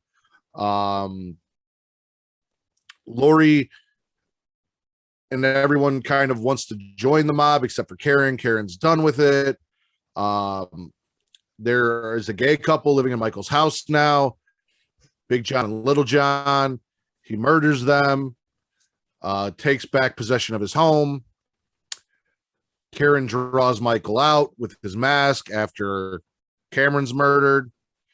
Mob jumps him, fucks him up. We get a little exposition of what Michael actually is and where his power comes from Laurie. And then Michael kills fucking everyone. And then when you think he's killed everyone, he fucking kills Karen. Because Halloween kills. Yeah. Yeah, I mean, if ever there was a point to drive home. Let's start with the thrills. Bringing back Tommy Doyle, Lindsay, Lonnie, Marion, bringing them back. I liked that. Sheriff Brackett. Sheriff Brackett. Yeah. I mean, you kind of see it in the first one, but you see it more in this one, the silver shamrock masks. Oh, you definitely do. Yeah. Oh yeah, you definitely do. The kills in this one are also incredible. The doctor nurse who shoots herself. That's Terrible. the thrill. It's no, it just popped in my head as I was talking about the kills. That's why. Allison, hands down, badass. She's the new Lori, basically, because Lori's up in the hospital because she got stabbed, so she can't really do anything. The whole firefighter scene. Fuck your petitions. That scene was awesome. I don't even care. The flashbacks, we see how he escaped in the first movie. And you said it was an actor who played Loomis, right? It wasn't CGI. It was. They put a bunch of makeup on him and they just let him. I think they dubbed over the voice from the actor who did his voice in the first movie in that scene where they listened to his tape recording. So they dubbed his voice, but the face and everything like that, there was no CGI. It was just makeup. Incredible. Yeah. Like, when you told us that, I was like, you're lying. There's no way. It looks so much like him. Yeah. So, gotta love that. Again, love-hate relationship with Cameron. His death, Jesus, brutal. Kind of loved it. The again, another callback. Allison falling down the steps, fucking up her leg. Mm-hmm. Michael at the top of the steps. I was seeing if he was going to stroke the picture again. He didn't. There you go. Yeah, that. And then I didn't like it at first, but now I'm kind of okay with it. Karen dying at the end because it was such a shock. Like I told you, I saw it in theaters, and I was just like that for like 5 minutes after the movie ended. I was like, "There's no way It's a gut punch. She just died." Yeah, like I wasn't Karen's biggest fan, but damn, She stood out more in this movie. She kind of took over a bigger role. Oh yeah, for sure. Yeah, I mean, I still really liked this movie. I like 2018 more, but I really liked this movie. Matt? Yeah, everything you said. All of the fucking kills. I mean, he kills. I think you originally said 40 plus. I went back and looked, and I think it's actually right around 30 because there's some kills that are in the body count that are accredited to him that weren't his kills. But yeah, no, the firefighters, the slaughter at the end, just how badass Michael is throughout this movie as he goes through and does exactly what this movie says he's going to do. I love Dr. Loomis. I loved the way they shot the flashbacks to where it felt like it was part of the 1978 movie. Fantastic. I'm going to let you speak to it because you're the one that brought it up, but there is something about that flashback specifically that was a callback to the original movie that Sheriff Brackett brought up that was really cool. And once you told me that and I saw it, I was like, oh my God, that is amazing. But the detail that they had in the flashbacks from just like the piece of the house that falls and breaks the window that's still hanging there, the dead dog still being on the floor, just the attention to detail this movie took for those flashback scenes, I absolutely loved. I also loved all of the returning characters from both the last movie and from the original movie, the actors coming back to play them. Introducing Lonnie as kind of, and like why he is important and his involvement in the franchise, and like outside of him running into Michael outside the school after smashing Tommy's pumpkin, like another encounter he had with Michael later on, and because he's also Cameron's father. The ending was great. The comedy, the little bit of comedy that you get in this between Lil Jon and Big John, which I'll talk about, is fun. I enjoy the shit out of that. The relationship between Hawkins and Laurie that they kind of explained a little more, and the mention of Ben Tramer in the hospital. I enjoyed the shit out of that because obviously in the last movie there was a little something where Laurie knew Hawkins, but we didn't know how or why.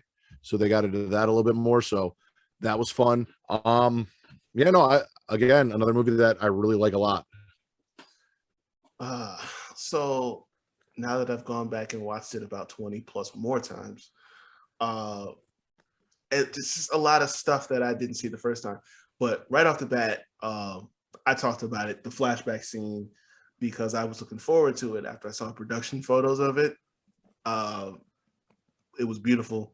Like you said, definitely got that feel of the 78 movie all over again.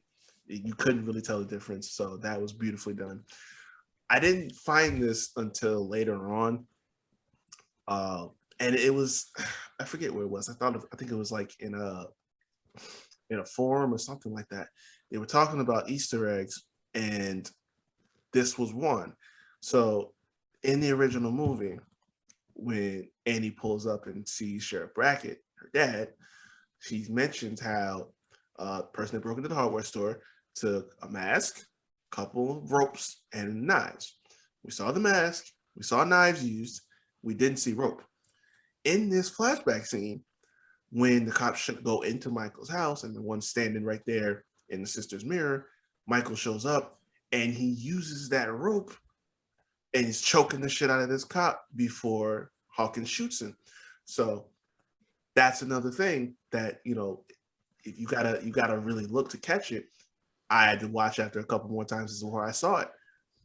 They brought that rope out. So that was pretty dope because I don't think any of the kills in the original movie involved him using rope. Like I think they said Bob was hung up on like a light fixture. Annie was sprawled out in the bed. Linda was in the balled up in the closet. So that was dope to see. The whole firefighter scene. I mean, we all share the same opinion about that. I don't give a damn about your petitions. That was dope. But immediately after that, the scene with Chandra and her husband,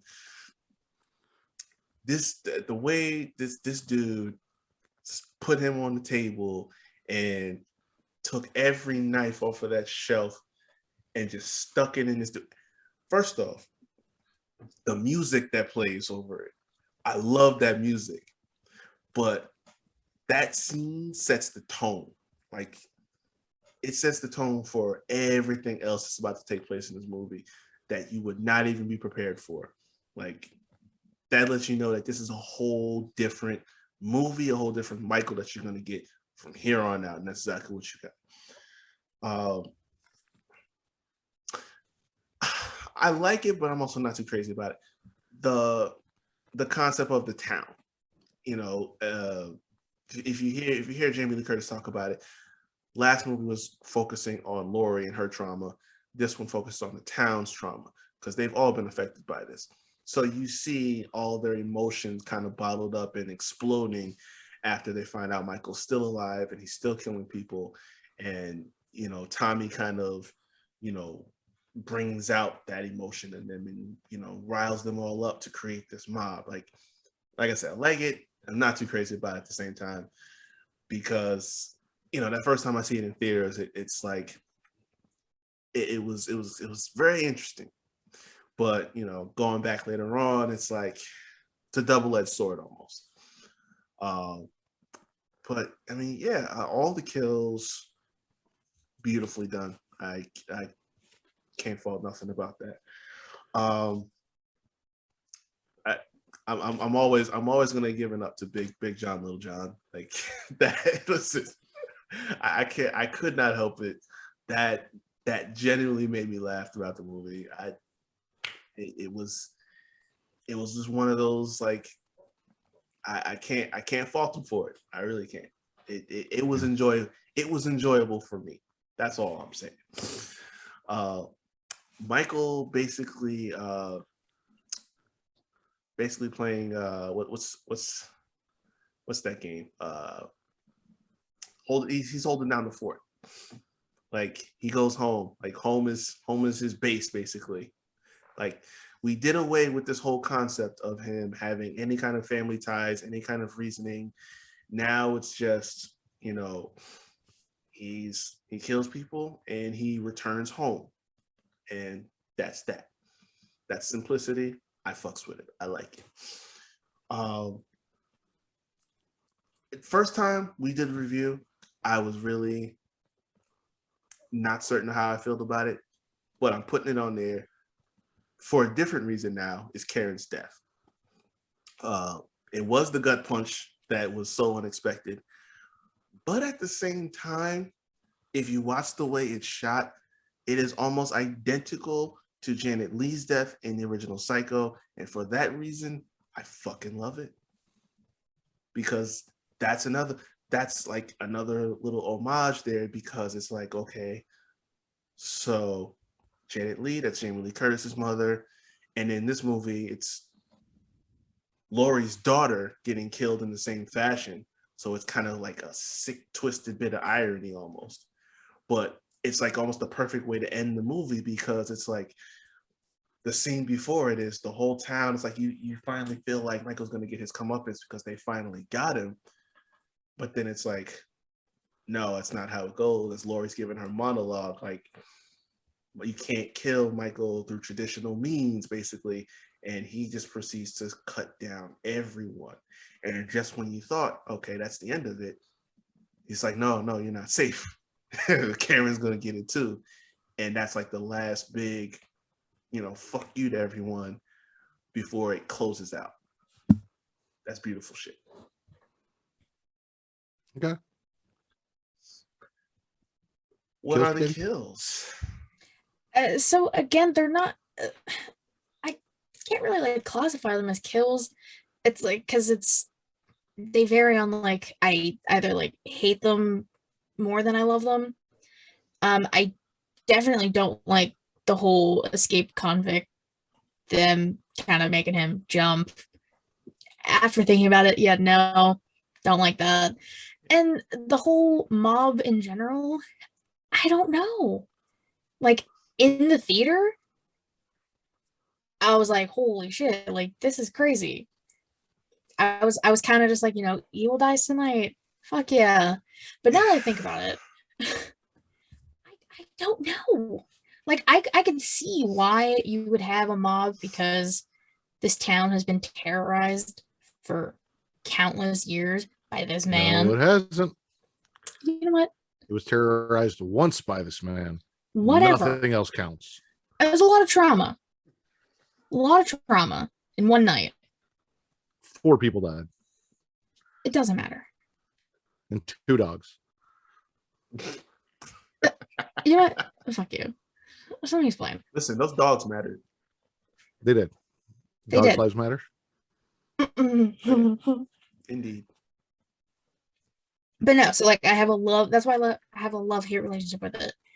It gets very much out of control, and it really takes them basically killing a man, being like, okay, so we're the monster, not Michael. It's because of him we're like this. I don't know. I really just don't know how I feel about it. Kind of makes me just uneasy at some parts. I do like that it was Tommy who's just like, yeah, fuck this. I'm gonna kill the boogeyman. I like that Tommy's just like, I'm gonna take a stand, because he was a little kid when he first met Michael. He couldn't do anything. He's grown up now. He's gonna try. Fails, but he tried. I'll give him credit for that. I don't like what you both are doing. I don't. No. Let her finish. Let her finish. Yeah. I mean, that's like the main gist of it, is the mob. I guess more so just mob mentality, because 9 out of 10, it's a bad thing in general. Yeah. And for my kills, well, I agree with you. The mob scene just didn't hit for me the way you guys said it did for you in theaters when you guys watched it. It again, I said it on the review that we did of Candyman and this movie. It kind of disrupted the flow of the movie for me. It felt out of place, but I understand why they did it, and it is bad, and that's kind of what they're showing, and they're trying to draw attention to, and so on and so forth. I fucking hated Tommy Doyle. Listen, my Tommy Doyle is fucking Ant-Man, and I have realized that Paul Rudd played what I think Tommy Doyle should be perfectly, because it's also what Laurie kind of is in this movie. And if Laurie's fucking traumatized to the degree that she is, with the same amount of effect on her, and he was much younger and traumatized from a much younger age, he should also be fucking traumatized in the way that Laurie is. And he's not. Like, I don't want my Tommy Doyle to be some guy who goes to a bar and starts a riot and grabs a baseball bat and thinks he's going to fuck up Michael Myers. Like, I want him to be obsessive and quirky and nervous and fucking Paul Rudd. Like, that's my Tommy Doyle as an adult. And the fact that I didn't get that and I got fucking Anthony Michael Hall, fucking hated it. That is my biggest kill from this movie is Anthony Michael Hall. Also, as far as, so I enjoyed, and we didn't really talk about this. I enjoyed the idea that they said that Michael wasn't going after Laurie. Michael was going home, that, you know, they explained that Dr. Sartain brought Michael to Laurie. Like, Laurie isn't his focus, and kind of that Michael is this evil and so on and so forth. That I did enjoy. But if that's true, then there are, why he didn't just leave Laurie alone and go home the entire first movie, why he continued to stalk her and follow her from house to house and go after her instead of just, you know, saying fuck it and going home. Little interesting to me. This I had a thought about that, because I asked that same question too. It's mainly, I'm looking at it as following that pattern. Like, he creeps, he kills, he goes home. It's like what Lonnie says in the movie. When he goes home, and I think I mentioned this before, the first person he sees is Laurie. Right. So it's like that becomes his target for the night. It's like, okay, I'm gonna kill you, and if someone else comes along the way, I'll kill them too. But you're the target for the night, and once that's done, I'm going back home. That's what I figured it was. Yeah, but he also had plenty of opportunities to just go back home and didn't. Like, he killed plenty of people. The score, I don't like the updated score. I like my Halloween movies scored a certain way. There are certain things that Michael does that requires a certain sound effect, a certain noise. There are certain red herring moments where you think Michael's going to come out, where they play a certain tune that I expect that was not there. It really took me out of the whole scene where he's killing Cameron, as much as I enjoyed that, to not hear the fucking score in any way, shape, or form that I expected during a Michael kill scene. Bugged the shit out of me. And then me personally, while I loved the characters, I hate the fact that they called each other Big John and Little John. And this is the point of this podcast for the first time, where I get to get into character, because now I have to wonder, is he Big John because his dick is bigger? Is this what we're like? Is he Big John because he's got the bigger dick? And then the tall John is Little John because he's got the little dick. Like, I'm not sure where these nicknames came from, why two gay men with the same name would date each other, and then without anyone around refer to each other. Like, you think that John A is yelling for himself when he says, "Hey, John," like, you still, when it's just the two of you, have to distinguish each other as Big John and Little John. Like, it bugged the piss out of me. The names specifically, the characters were fucking great. I loved the characters. The names were fucking stupid, and I fucking hated it. So, score. Oh, and I'm not a huge fan of how big of a deal they made Lonnie. Like, he was a kid that picked on Tom. I don't feel like he needed to be made a main character, made a central focus. Like, he could have just been Cameron's dad. I didn't really need to see him in this movie. I didn't need extra backstory and him meeting Michael a second time to make him important. While it was kind of cool to see it because it existed in the movie, on the other hand, I didn't really fucking need it.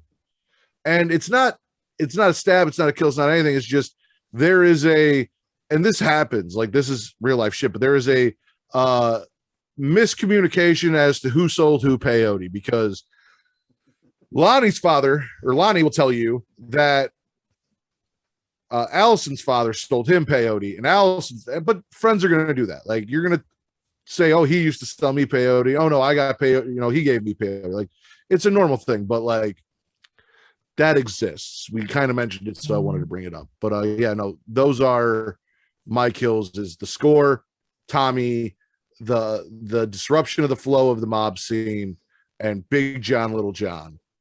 The names, like, call one fucking Charles, or at least explain to me that dude's got a huge dick and that's why he's Big John. Then I could have accepted it. Like, just the one's short, so he's Big John. Like, that's stupid. That's fucking stupid. Like, that's some corny ass bullshit. I don't need that in my fucking movie. I think that's probably why they did it. That is as bad as the cheesy music for the stupid cops. To purposely put in something so fucking stupid as, oh, he's short, so he's Big John, and I'm tall, so I'm Little John. That level of corny is just as bad as the do when the fucking cops show up and you know they're stupid. For me personally, I will absolutely. That's how bad it was. Fuck that shit. That's blasphemy. That's blasphemy. That's absolute blasphemy. Okay. But I dare say, when it comes to Lonnie and Ray, I dare say, if they're doing peyote, I find it hard to believe that either of them actually legitimately remembers who sold who what. Because peyote apparently is some really wild shit. Talking about kills, man. So I'm now, after rewatching, I am totally on board with everything you just said about Tommy Doyle. Not that I dislike the character, but when I look back at the first time we see him in the original movie and how we kept the continuity of what his character is in part 6 with Paul Rudd's performance of it, I look back and I think, damn, this was such a departure from that entirely. This was not what Tommy Doyle was supposed to be. Like, if this was a different character with a different name, it would have been perfect. I would have no problem with it. But it's the fact that we named this character, Anthony Michael Hall, of Tommy Doyle, and what we know Tommy Doyle to be, that was not him at all. So when I think about that, yeah, I'm now fully on board about that topic. So what you're saying is that the best version of an adult Tommy Doyle is in part 6. You see, and this is why I didn't want to give you the satisfaction about this. Is that what you're saying, though? That the best version of an adult Tommy Doyle is in part 6? It absolutely is. It is. Cool. I'm good with that. I'll take that and I'll shut up. We're good. That's keeping the continuity of the character. That's the things I appreciate. So yeah, this wasn't Tommy that I vibe with on a personal level. This is more of a stab, but as I listen to them talk about the survivors and stuff like that and how they knew Lori, they're saying that Lori basically went like off the grid, like she was away from everyone. She like ruined her relationship with her daughter. So you're not thinking that she has anyone close to or around her, but they're saying that she's still currently friends with Tommy, Marion, Lindsay. So is she a recluse or is she not a recluse? Like, does she come out to go shopping and talk to them? Or like there's a little bit of confusion about that, because she has her own little like fortress away from society, but you're telling me that she's still friends with the kids that she used to babysit and Marion Chambers. Like, that's a little bit confusing. And at one point may or may not have thought about fucking Hawthorne or Hawkins. Hawthorne. I maintain that that's her baby daddy. I don't give a fuck. She says to him in the hospital, she says, I couldn't be sure, so I didn't say anything. That just spells out baby daddy. I'm sorry. Like, it may not be, but I mean, the way I took it was Hawkins is like, I had a crush on you, but I never let you know because you were fucking around with Ben Tramer. And then she said, I couldn't be sure, so I never said anything, meaning like, I didn't know you liked me, so I kept my mouth shut. Not like you dicked me down a few times, I got pregnant, I just didn't say nothing about it. It's not how I took it. I took it the same way Matt did. Technically, according to 2018, she ruined her marriage. So she was married to a dude who is probably Karen's father. Now, I want to know how bad this dude is that Lori still had this child after the marriage was ruined for at least a short amount of time before CPS came in and took that kid away. Like, what piece of shit was this guy? Yeah, that's definitely not a cop with a decent job. Yeah, there are a lot of questions. I'd say it was either Hawkins or she finally nailed Ben Tramer, because since Halloween 2 was technically retconned, Ben Tramer is not barbecue roasting on a car this time, so he could very much have been alive throughout the night and something may have happened. So that's a possibility. I'll give it that. The whole mob thing and what it ultimately led to. I know it's supposed to be like in a picture of where we are today. With, social commentary. Yes, with a lot of society. I get it. But on a second, couple watches of it, it's like it does kind of take you out of the movie after a while, because it's like we spend so much time on that.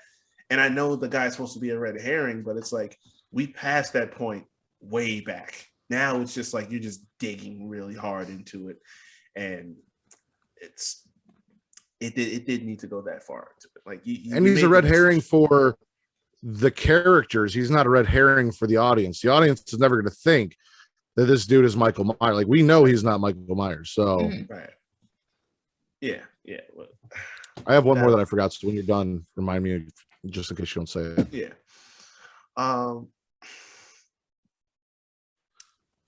What else do I have?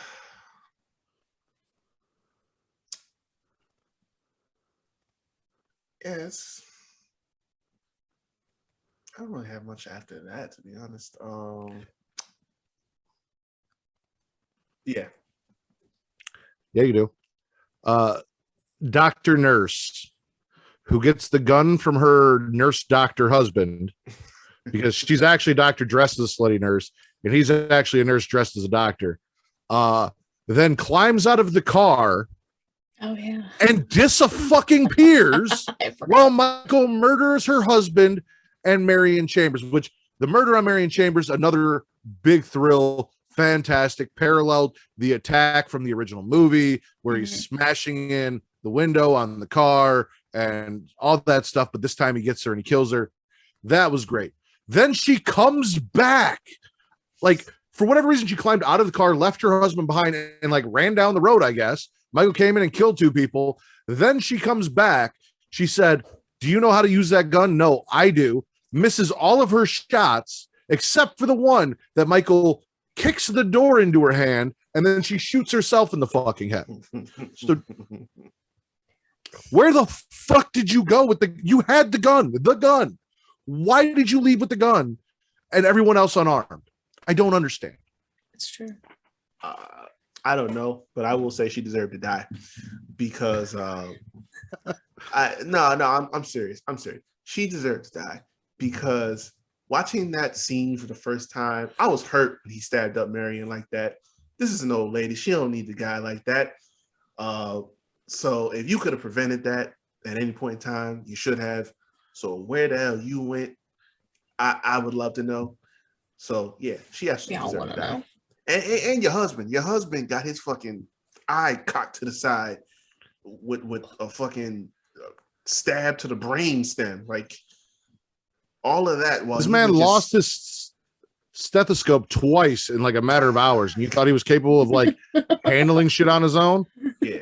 You just like left the homie in there by himself, got skull fucked by a knife, and all the while you just off doing God knows what else, waiting for, I guess, the perfect moment to try and get some shots off. Like, That's stupid.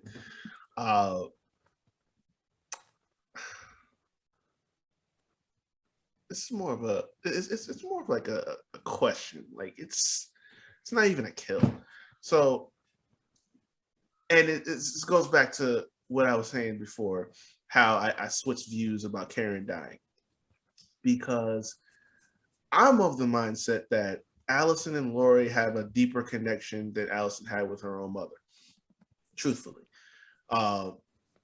like you saw in the previous movie, she was wanting to spend more time with her. She wanted to connect with her more. And, you know, Karen was kind of just blocking that because of what she saw out of Lori growing up. But it's like Allison understood more. She was more sympathetic to Lori and her trauma.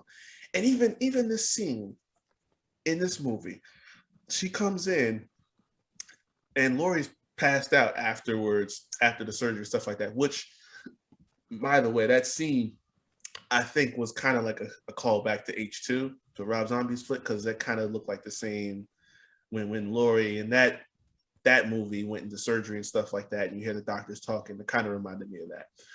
That was a dream, so that didn't count. Yeah, but yeah. So she's passed out. She's not conscious right now. But yeah, Allison comes in, wraps that knife in that shirt, and leaves it there. She didn't hear this conversation. She doesn't know anything that's going on right now. But yet, as she gets up and jabs her full, I guess, adrenaline or some shit like whatever, she immediately goes to that shirt and finds that knife. How the fuck did you do that when you guys had no conversation?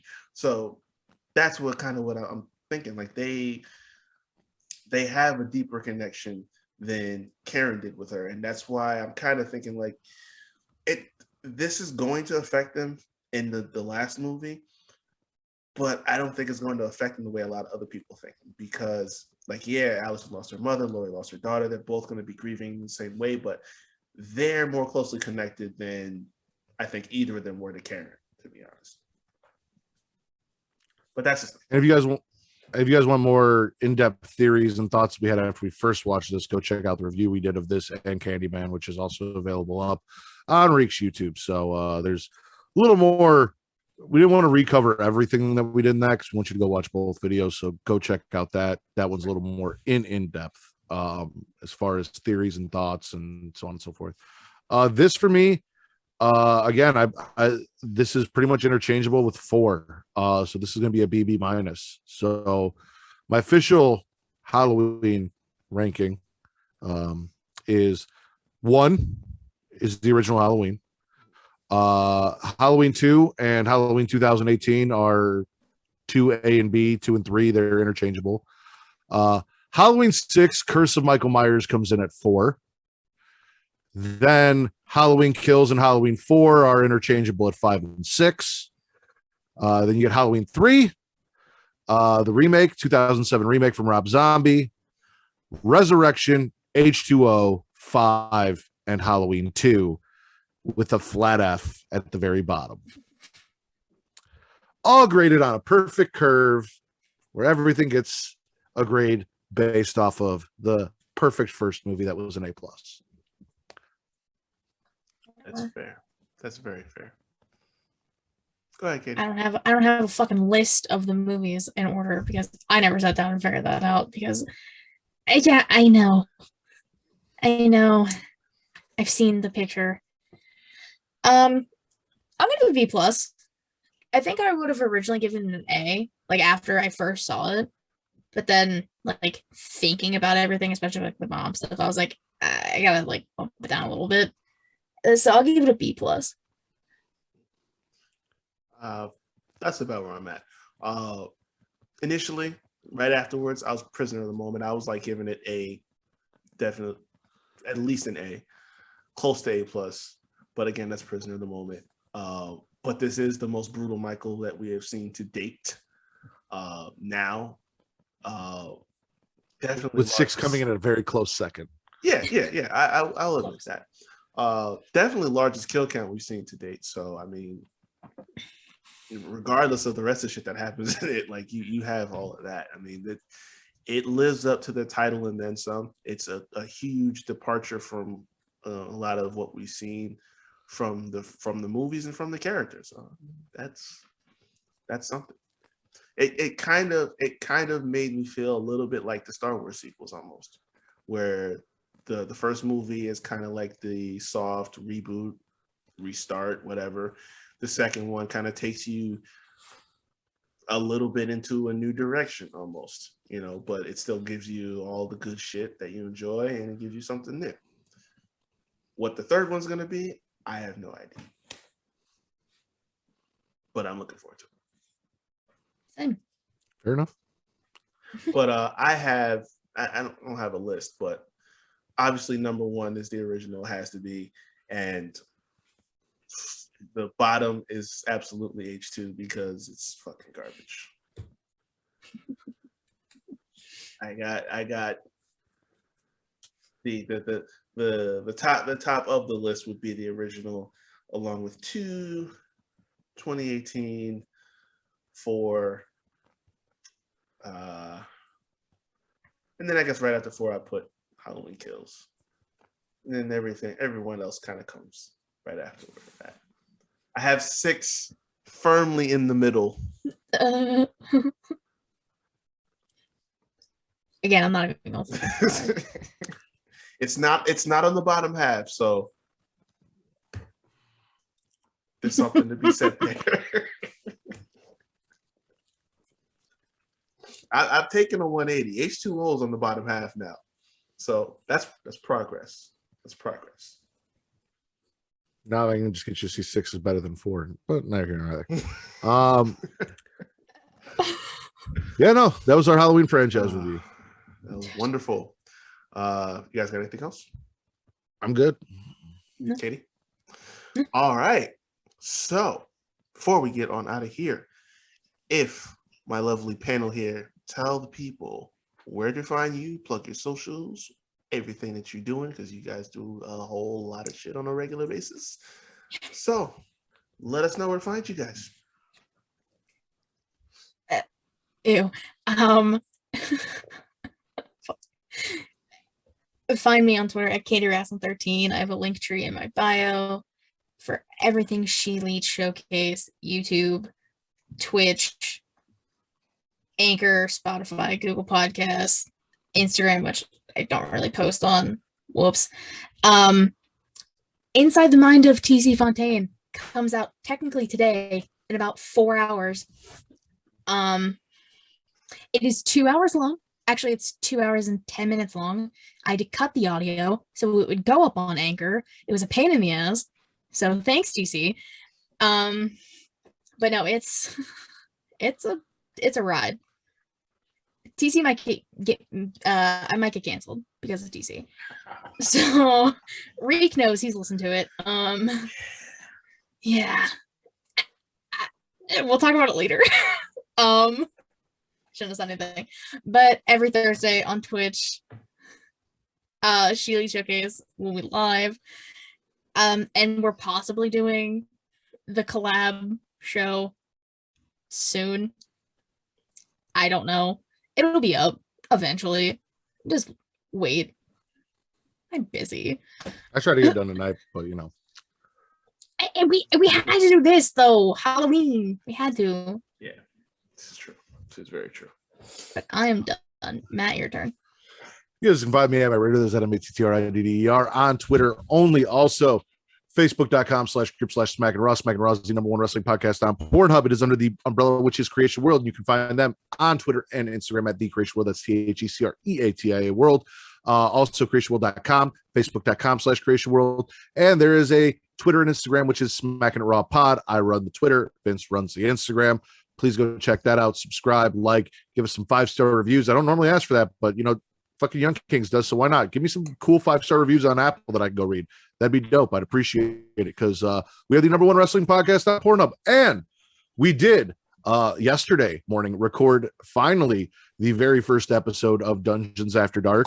And I think if you listen to the description of my character as a horror movie fan, you will find some very striking similarities to some of your favorite horror movie characters as far as the backstory and the thought that I put into it. So that may be interesting to some of you. So when that drops, go check that out. Look for Dungeons After Dark as well. Awesome. So, everyone that listens this far, we appreciate you deeply, really do. I think we just clocked over 2 hours, so that's good. We're keeping the same pace as the first one. But yeah, if you didn't check out the first one before you check out this one, so you get all of this in entirety, I want to thank my lovely horror movie panel for being here through this 2-part extravaganza for this lovely holiday of ours.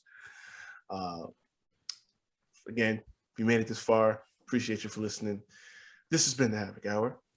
For my co-hosts here, the Warden Matt Ritter, Miss Katie Kinzy Bay, I have been your host, Wreak Havoc, and we will see you guys soon.